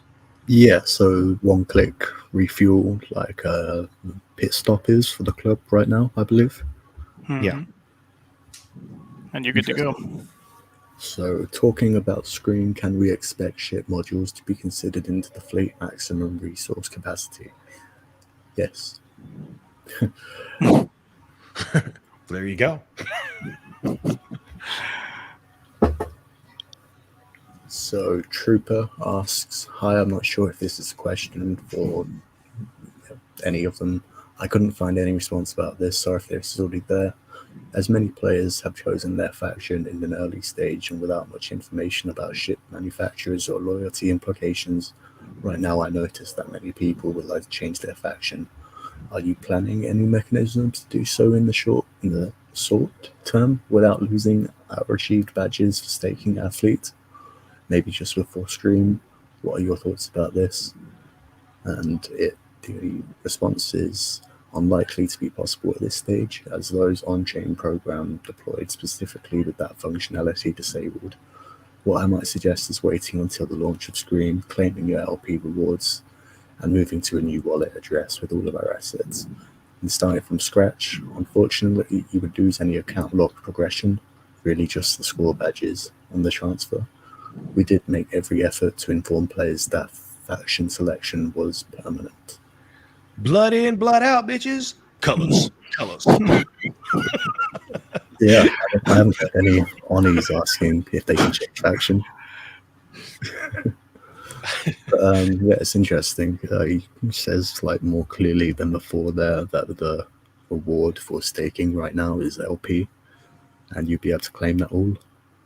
So rather than like what I was guessing before, like crew, it would be just LP, which you could use towards blueprints in future when you want to create things. Yeah. Sweet.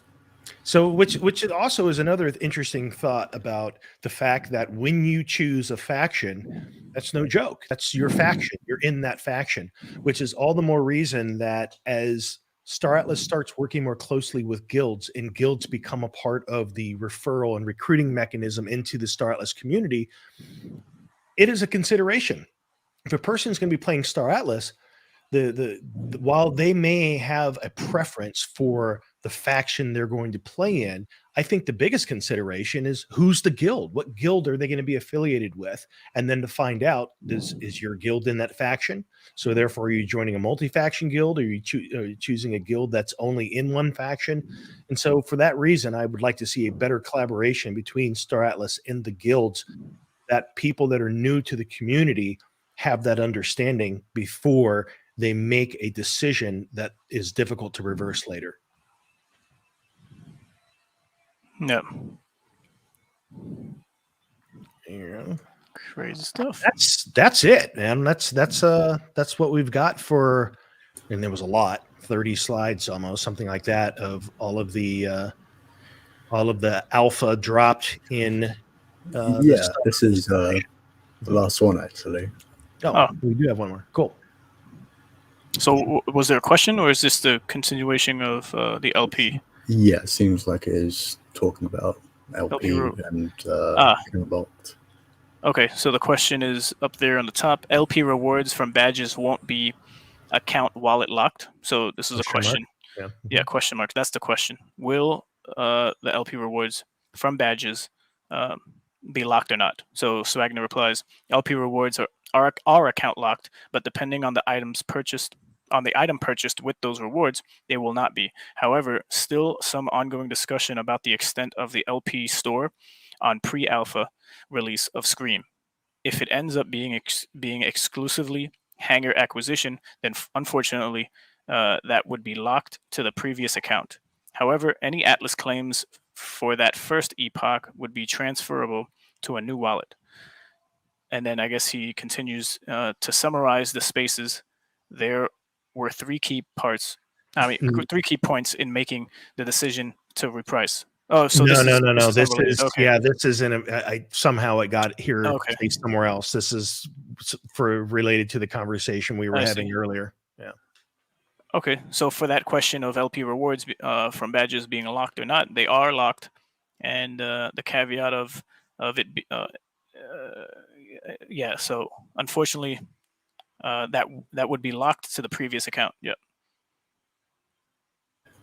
Okay. Yeah, that's how I looked at it. It's like getting reputation for one specific group of people. Meanwhile, if you go on another account, it's just going to be at 0 because you haven't interacted with them on that account. Yeah. Perfect. So, Cool.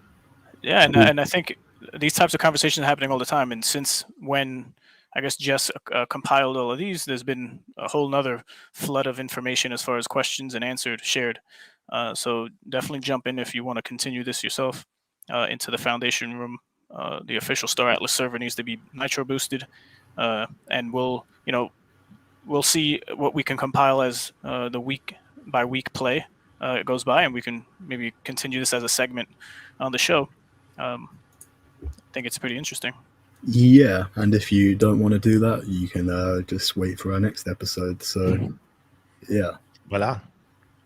Perfect. You guys should make sure to tune in on Thursday to our Copa broadcast with our commentary in between acts, or I'm not sure how to refer to it, but Did you say Copa?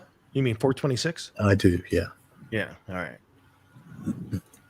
Yeah. So the excitement is here. 420, 4 to 6. Just stay tuned. We're going to be live streaming it, and we might or might not have a reaction / discussion after the fact or during while announcements are being made. So stay tuned for that. We'll definitely have a recording. Thanks, guys.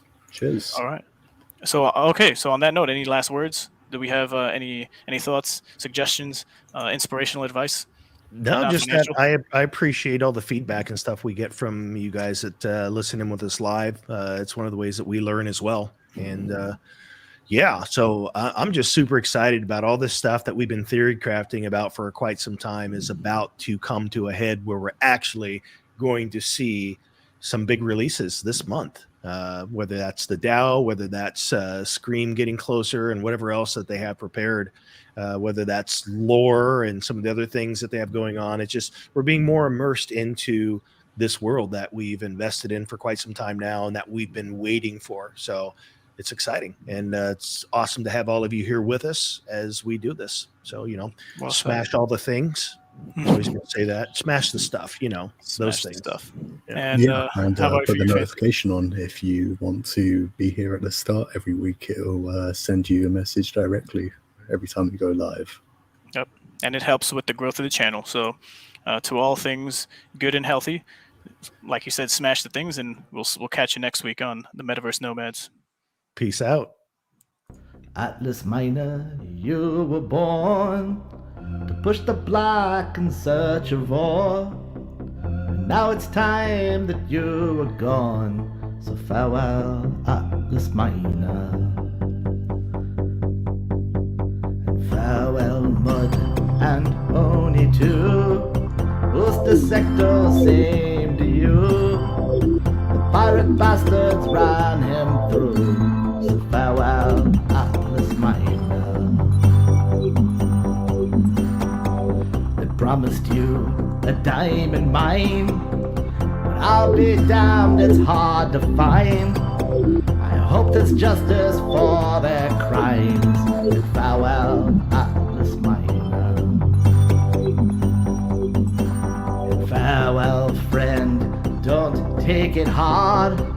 Getting killed ain't all that bad. They'll treat you well in the repair yard. So farewell, Atlas Miner.